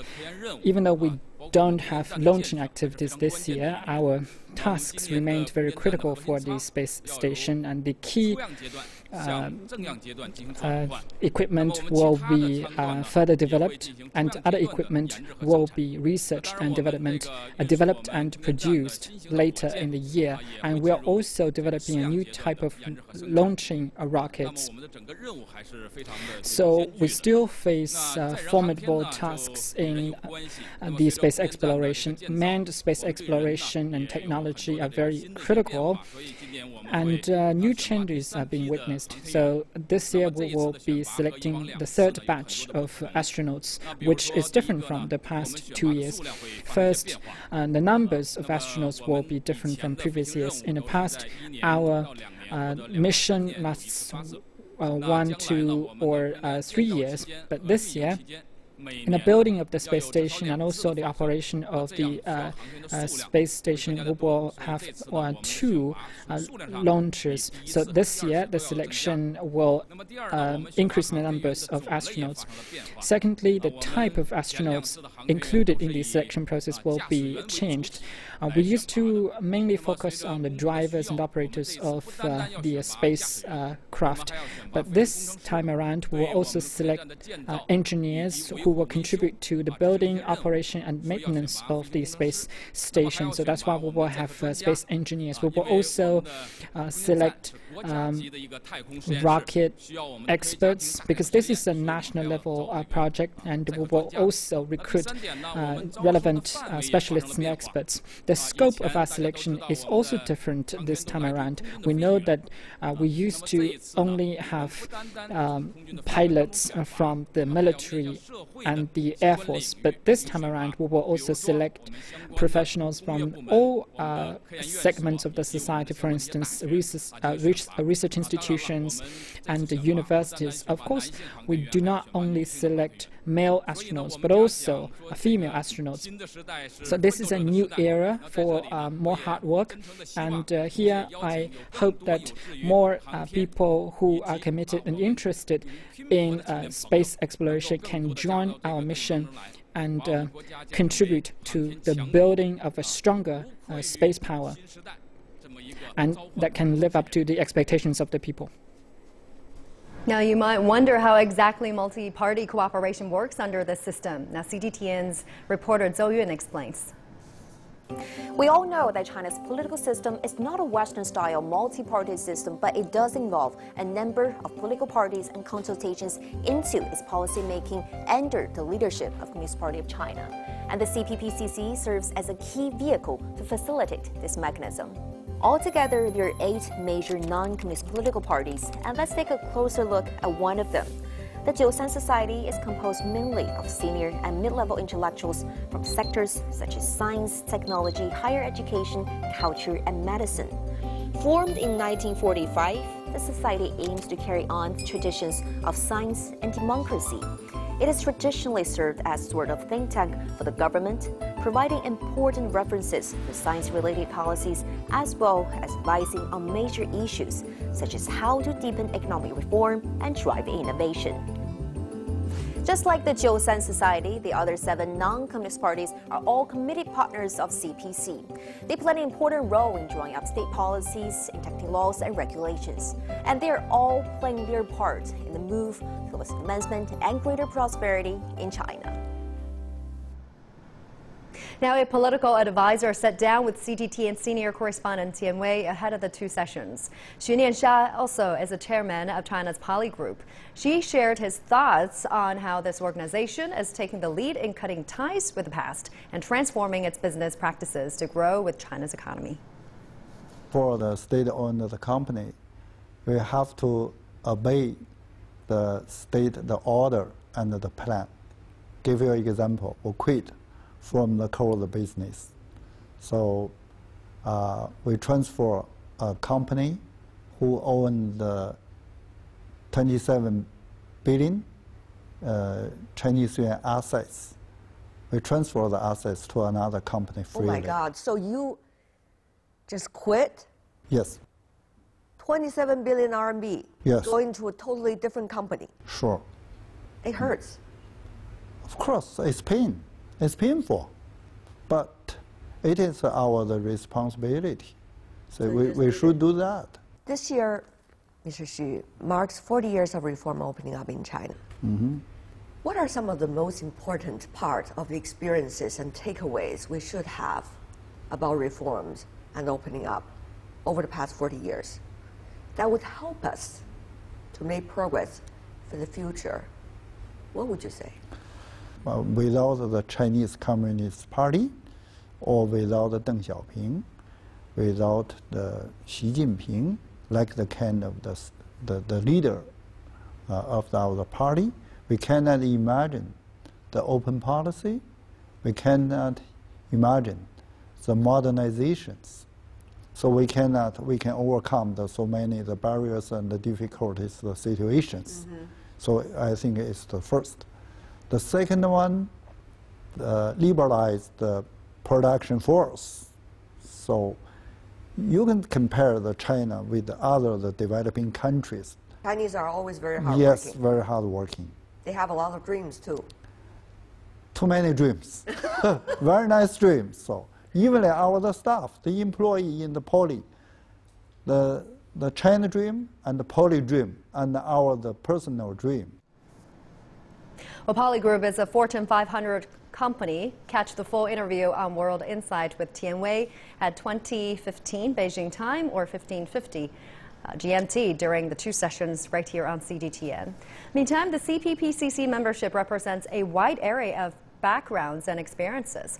Among them, Professor Yang Jia is the only visually impaired member. She holds a Master of Public Administration from the Harvard Kennedy School and now works at the Graduate University of the Chinese Academy of Sciences. At 29, she was diagnosed with macular degeneration, which led to her blindness. And today, in our first episode of our special series, I have a question for Liang Hui. CGTN's Han Bin talks with Professor Yang, whose proposal this year is to push forward the concept of no-barrier cinema in all Chinese cities. We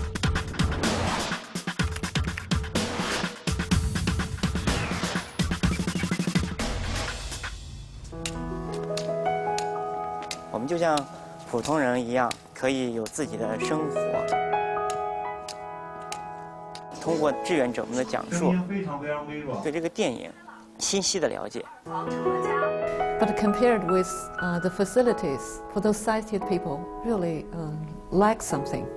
My proposal is for the visually impaired to go to the cinema like anybody else and enjoy the film like everybody else. How optimistic are you in pushing forward your proposal? I'm quite optimistic, but you need people to push it forward. What I cared most about Liang Hui is how can I make a difference to measure a society advanced or not. One is look at how this society look at person with disabilities. The other criteria is to look at how people with disabilities look at themselves. 希望社会在那个各种电影院里呢，有这么一个讲述电影的设备的话，我们就有最新的影片。It's achievable. Lots of countries have already done so. So that's our equal rights. That is inclusion. So what are your solutions to channel the voices from society? We need to be more down to earth and to look at things in a larger perspective, to make more realistic proposals. CPPCC is a wonderful platform to achieve our goals toward a just society. 希望那个电影啊，或者是各种那种设施啊，就是能够继续那个完善。 I've been covering Yang Jia for many years. She has submitted over 60 proposals during her previous 2 terms in the CPPCC. She's been selected yet for another 5-year term and says that she will continue to advocate the rights of people living with disabilities. Losing my sight actually made me more determined to perceive what I want to do. I see no obstacles. I see opportunities. And in 5 years, I think we can achieve more.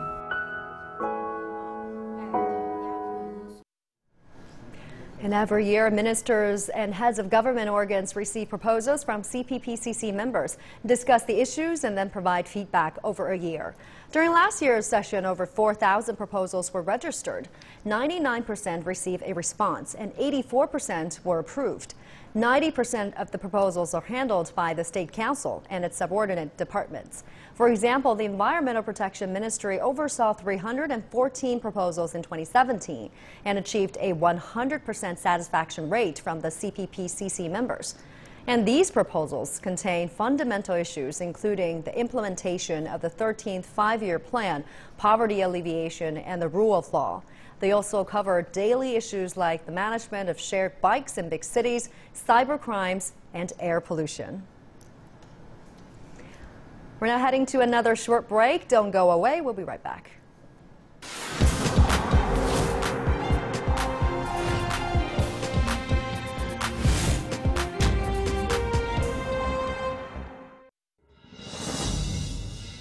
The biggest annual political gathering in the world's most populous nation. Some topics to deliberate and discuss. A new state leadership lined up. A draft revision to the Constitution. From March the 3rd, CGTN takes you right to the heart of Beijing for a behind-the-scenes look at how 5,000 political representatives and advisors get things done. And how their decisions can have a ripple effect across the world. Join us on CGTN for an inside look into the Two Sessions 2018.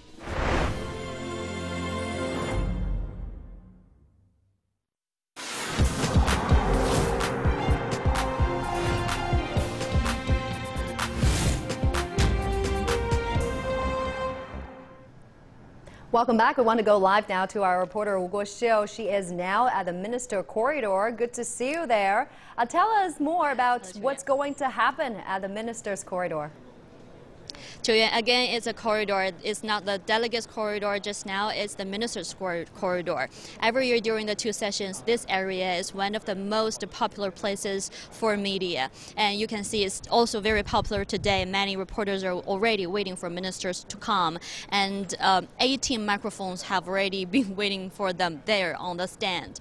Today we're going to have 5 ministers. And I was told the first one might be the education minister. And before this, I was hearing that some reporters say they really want to focus on the balance of educational resources. Some of them want to focus on China's economic future economy. And as we speak, the organizer is announcing that we're going to have 5 ministers today, and the answer of media questions is going to begin very soon. Reporters are asked to scan a QR code on WeChat to submit their questions, and some of them are very hot issues of the society. And we know that ministers, according to previous years' experience, they will not avoid talking about the toughest and hottest issues. So that's why this minister corridor is very popular every year. And this minister corridor is very interestingly can date back 10 years ago. Back then, reporters can only walk closer to ministers and tried very, very hard to persuade them to talk to the media, but many of them will get very disappointed. But later, the organizers of the two sessions began to invite ministers to face the media directly, and some of them will contact the organizers before this minister corridor to ask that they will speak to the media. So this kind of change demonstrates that the country or the government is becoming more transparent. And the organizers of the two sessions use 2 words to describe this kind of corridor interview event: openness and confidence of the country. So we're expecting more brilliant answers from the ministers coming later. All right. Thank you very much. Wu Guoxiu joining us live in front of the minister corridor. So ministers are going to walk by that hallway in any minute and take questions from reporters. When that happens, we're going to definitely bring you Live, that segment. Let's talk more about this, Professor Liao and Mr. Furrer. You see the government's making efforts to make their work more open, more transparent by setting up this minister corridor and this year the delegates corridor for the first time. How do you feel about it, this kind of public engagement, Professor? I'd like to. Oh, okay, yeah, okay, sure. go ahead like priority. that. Of course, it's a great example of diversity. It really shows democracy is at the very core, the very issue here. And delegates coming out and answering those questions, some of them are even raised on the social media platform and then exposed to the media, really shows that how open things are nowadays, and how promising things are. And people, the interesting thing is, like, I was always wondering, who are those people, I never had interest. But now I'm having interest because people are entrepreneurs, people are sports people are from all walks of life talking to me, right? I mean, all these things they mention about space exploration, it's all affecting my life too. It's the future of humankind. And your thoughts, Professor? And I heard that just now your colleague mentioned that ministers are not actually avoiding sharp or sensitive questions. So this is a very actually important or very precious opportunity for people, for press or for all of us to really have some comments that usually we cannot get from these high influential people. So this, I think, is also a very good point of this design of this minister or delegates corridor, that we are not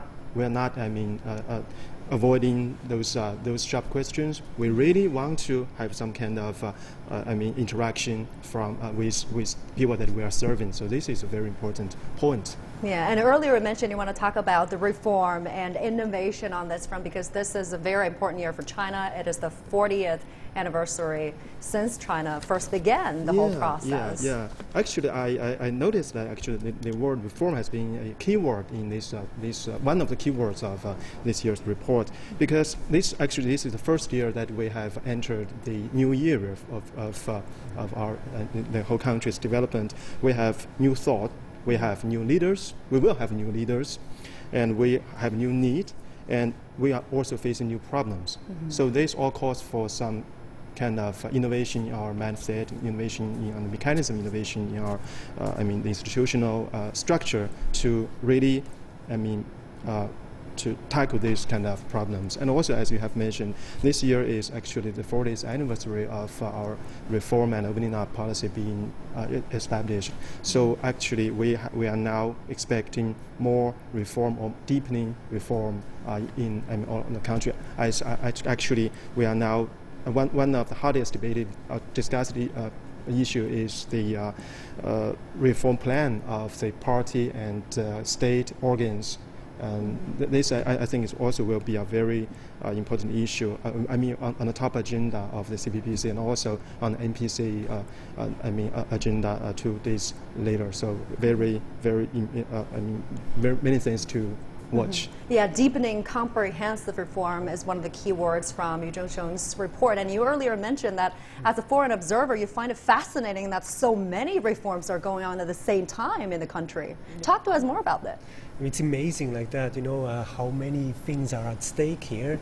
The proposals, sheer number of proposals, it's just never heard of, because I'm from a European country, it's small, right? We discuss things in great detail and then we make, in a democratic process, we decide on things, but here it's just move ahead, and of course that it's all based on strong leadership, and everybody raising the spirit, that momentum, and people follow, right?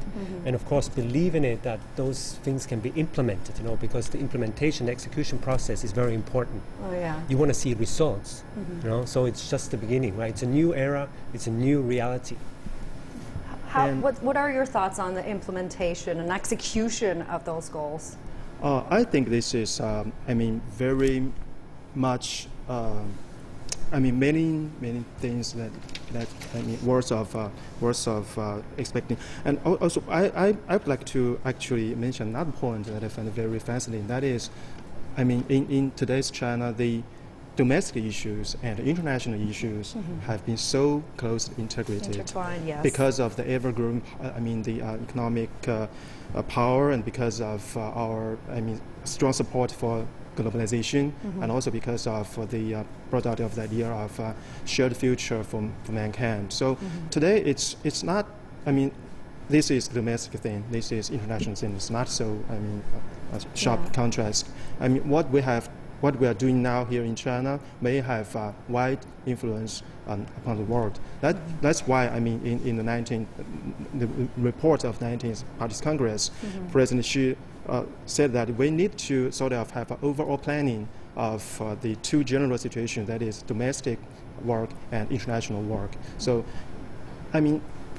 simply put, because China has been so big, China being so influential today, everything, it is doing here at home have spillover effect worldwide. Yeah. So this is very important why we have these two kind of things planned together. And as we stand by for ministers to come out and take questions from reporters, let's also talk about another key concept from Yu Zhengcheng's report, that is people's interest and well-being as being put center at CPPCC's work. And we earlier touched upon fighting pollution, education. We have yet to talk about poverty alleviation. But what else do you think should be done here to raise the living standard of Chinese people? How can the government kick out the good work? Yeah. I think sometimes, it's just about we've been coming so far. We moved ahead economic reforms so much. I'm sorry to interrupt. We're having some live pictures coming out from that minister corridor now. Apparently, one of the ministers is already taking questions from the reporter, I've been told, as Minister of Education, Chen Baoshan. Let's listen in. So when can we address the concerns? And the early end of school time has triggered a mushrooming of extracurriculum training institutes. How are you going to address the haphazard development of these extracurriculum training institutes? Thank you for raising such a very good question. Well, I think you represent the voices of the parents of the kids. Well, schools end at 3:30, and this has triggered a very difficult problem for parents in society. As China's economy develops and education initiatives advance, this is a very special problem and byproduct of the development. So what is the future of this problem? For young couples and parents who are concerned with this problem, they're in the midst of a very critical period of their career. So for these parents and couples, they're bringing up their kids who are very young, and this problem is particularly pronounced in medium-sized and big cities because they don't have time to pick up the kids after school. However, the kids will leave school at 3:30. So you see the time before 3:30, kids are studying at school and the responsibility lies with the schools. But after 3:30, it's time for kids to come back to their families and stay at home. But because of this mismatch between work time and school time, there is a huge problem and concern for these young couples and parents. And this is a growing pain and problem for our education. Regarding this problem, the Minister of Education takes it very seriously. Last year, the Minister of Education issued a notice to address this problem. Over the past year, this problem has to some extent eased. According to the information I have learned, 25 provinces have issued notices regulating relevant measures and policies regarding this problem. Based on the practices of the past year, we have explored some effective practices to address this problem. For instance, in Shanghai, This problem is very pronounced.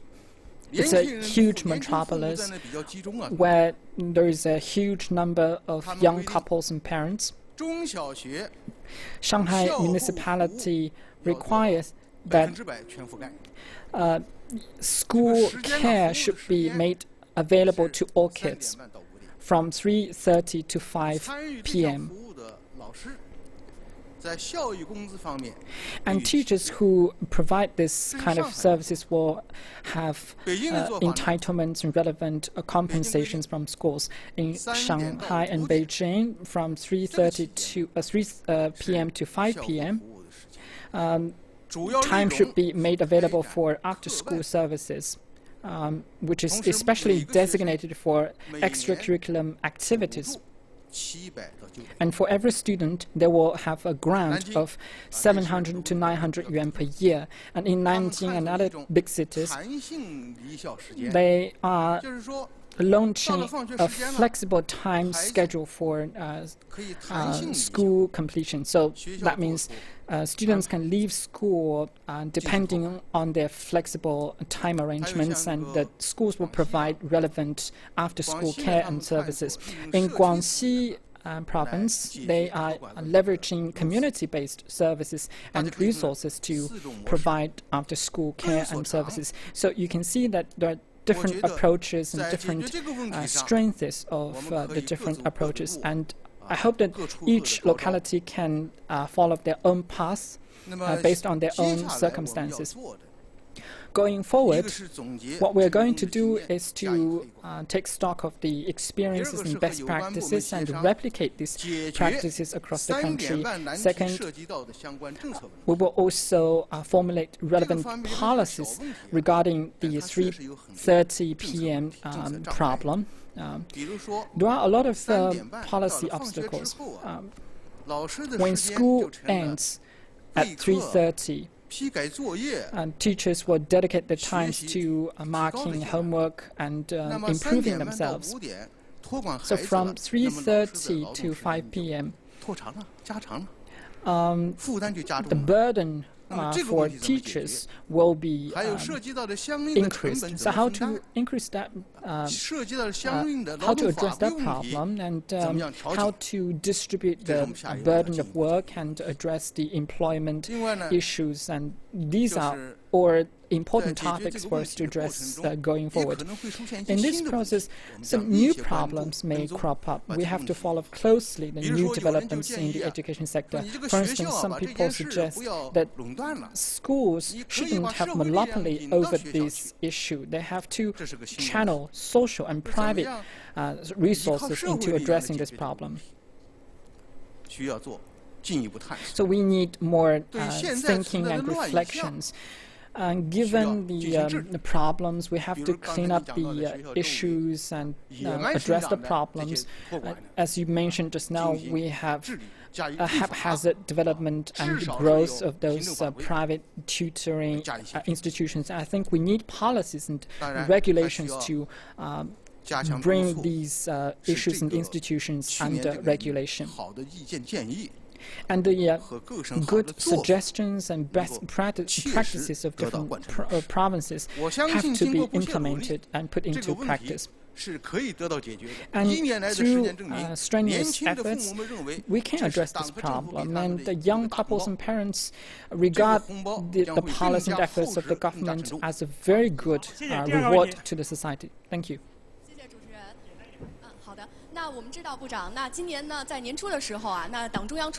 In the beginning of this year, the government issued some policies regarding the development of teachers and faculty. How do we improve the sense of happiness and sense of belonging for the faculty and the teachers? What measures will the Minister of Education take in regard with this problem? Well, these are very good questions, and you've posed very nice questions to me. In the beginning of this year, the central government and the State Council issued opinions on improving the teaching staff and faculty of schools. And this is a very seminal document. First, after the 19th CPC National Congress, this is the first document that the State Council has issued in promoting educational modernization and improving the quality of the education that lives up to the expectations of the people. So this is a seminal and landmark document. Secondly, this document has comprehensively addressed the theoretical and practical problems facing faculty development. It is fair to say that this is a document that has ushered in a new era for our educational undertaking. On the other hand, it has identified the key problems and made important arrangements for education in a new era. For instance, the sense of belonging and the status of the teachers, and we have relevant policies and measures. So this is a seminal document that is launching a new paradigm for our education. And we have to seriously study this document and make sure that this document can become a very important guideline for educational modernization in China. This document has drawn widespread attention from the society, and teachers appreciate this document and are warmly encouraged by this document. I would like to say thank you to journalists. Following the issuance of the document, you have made extensive coverage and reporting of the document, and your hard work is very important. And this demonstrates the attachment of the teachers to education and their dedication to our education. The implementation of this document is a very important task right now to elevate the status of teachers and to make teaching a plum job. We have to do the following 6 things. We have to work on the following 6 fronts. Number 1, we have to elevate the status of teachers and increase the compensation to teachers. We have to make sure that teachers play a very important role in the socialist modernization process. Teachers play an irreplaceable role in this process. We have to clarify the functions and roles of teachers. Secondly, we have to clarify and define their functions and their roles. They provide public services. Third, for publicly funded secondary and primary schools, we have to safeguard their status from a legal point of view. So this is what I mean by elevating their status. By increasing the compensation, I think it is very important to increase the salary and compensation benefits. We have to make sure that for primary and secondary school teachers, their compensation is not lower or higher than the salary for public servants in the locality. We have to increase the compensation for rural teachers. For impoverished regions, we have to increase our subsidies and grants.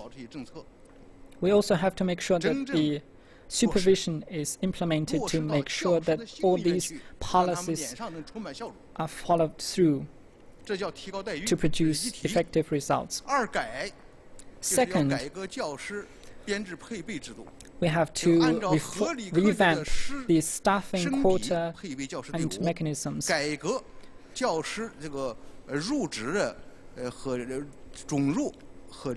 We have to revamp the retirement and relevant qualifications mechanisms for teachers.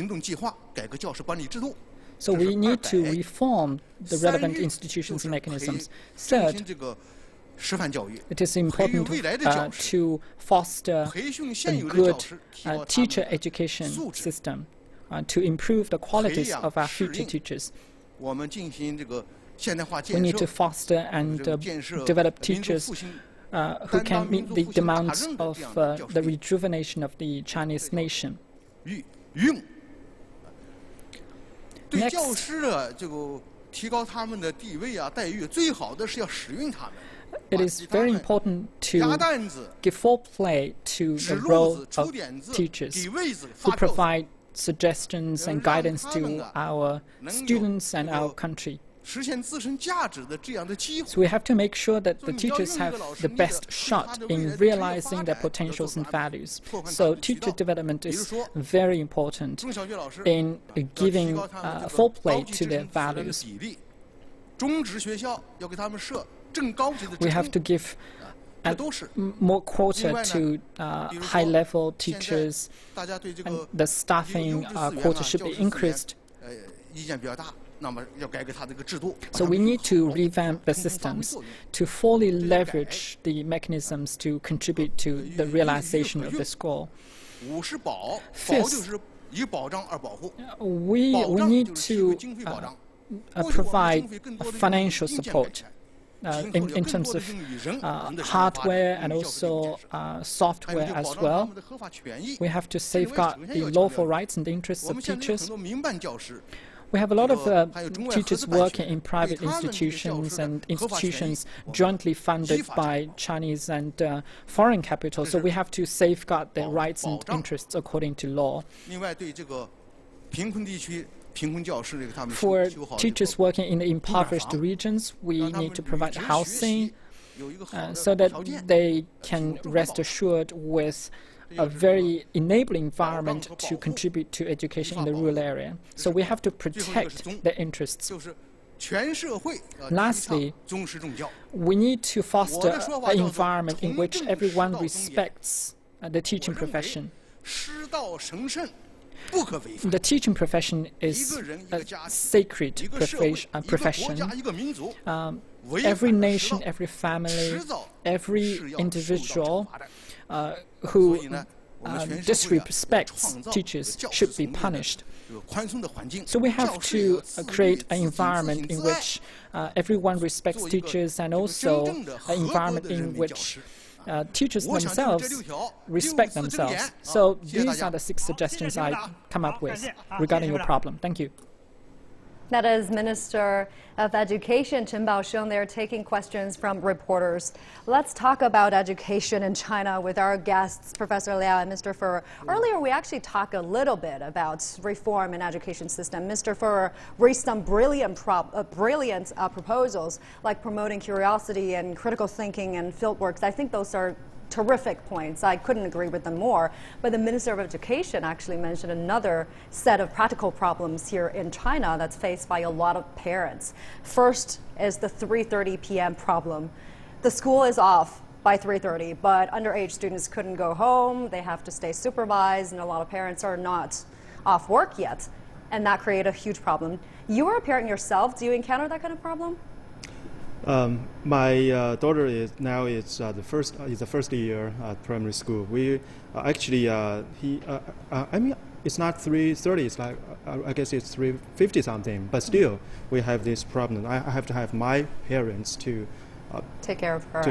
After. So here, I mean, bring me to thinking that how the gap between a original policy measure and the original intention of the policy can be, how big the gap can be between original intention of a policy and I mean, the effect of its implementation. For example, I believe that the 3.5 o'clock requirement is originally intended to have to relieve the children of their the original intention is pretty good. But you have to take into account some other issues. First, who's going to take care of those children? I mean, in China, it's usually that both parents have their working, and who's going to take care of them?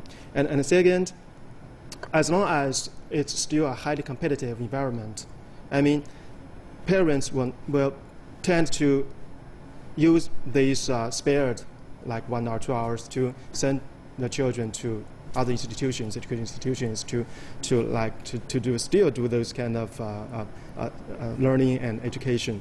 So, education is very important. Education is closely related to many other aspects of the life. So we cannot just have a policy, have a measure that we are trying to be good to children, to parents, but we have to take into account those, correlated and those complex situations, and to have a policy more realistic and really can benefit in those that is intended to benefit. So you see a big gap between the intention of the good policy and then the consequences of implementing it. What about you? What's your reaction after seeing what's been said? I think the time factor is very important, right? I mean, students are off at 3:30 like that. What are they going to do, right? Mostly going to cram more classes, learn more like that. But are they happier? No. So the thing is about happy children, right? Happy children are dedicated children, engaged children, critical thinking, curious and stuff like that. So it's an education in the new era. Of course, the whole reform thing with the schools, the teachers is very important. They don't have a monopoly. Exactly. You need to hear what other people have to say. It's not just I hear, but I don't listen, right? So it's basically what the minister talked about, to empower the teachers, to look at the functions, to reevaluate, to respect from the students, respect the teacher, but vice versa as well, Yeah, the second point that the minister mentioned is how to make teachers happy, because a lot of teachers in China are underpaid, but they are so important in promoting education in this country. They're so important in teaching the next generation of workforce of the country depend on them. What's your reaction after seeing that? Do you think it's good news, coming from the minister for the teachers? Definitely. And my understanding is that we should have a more balanced,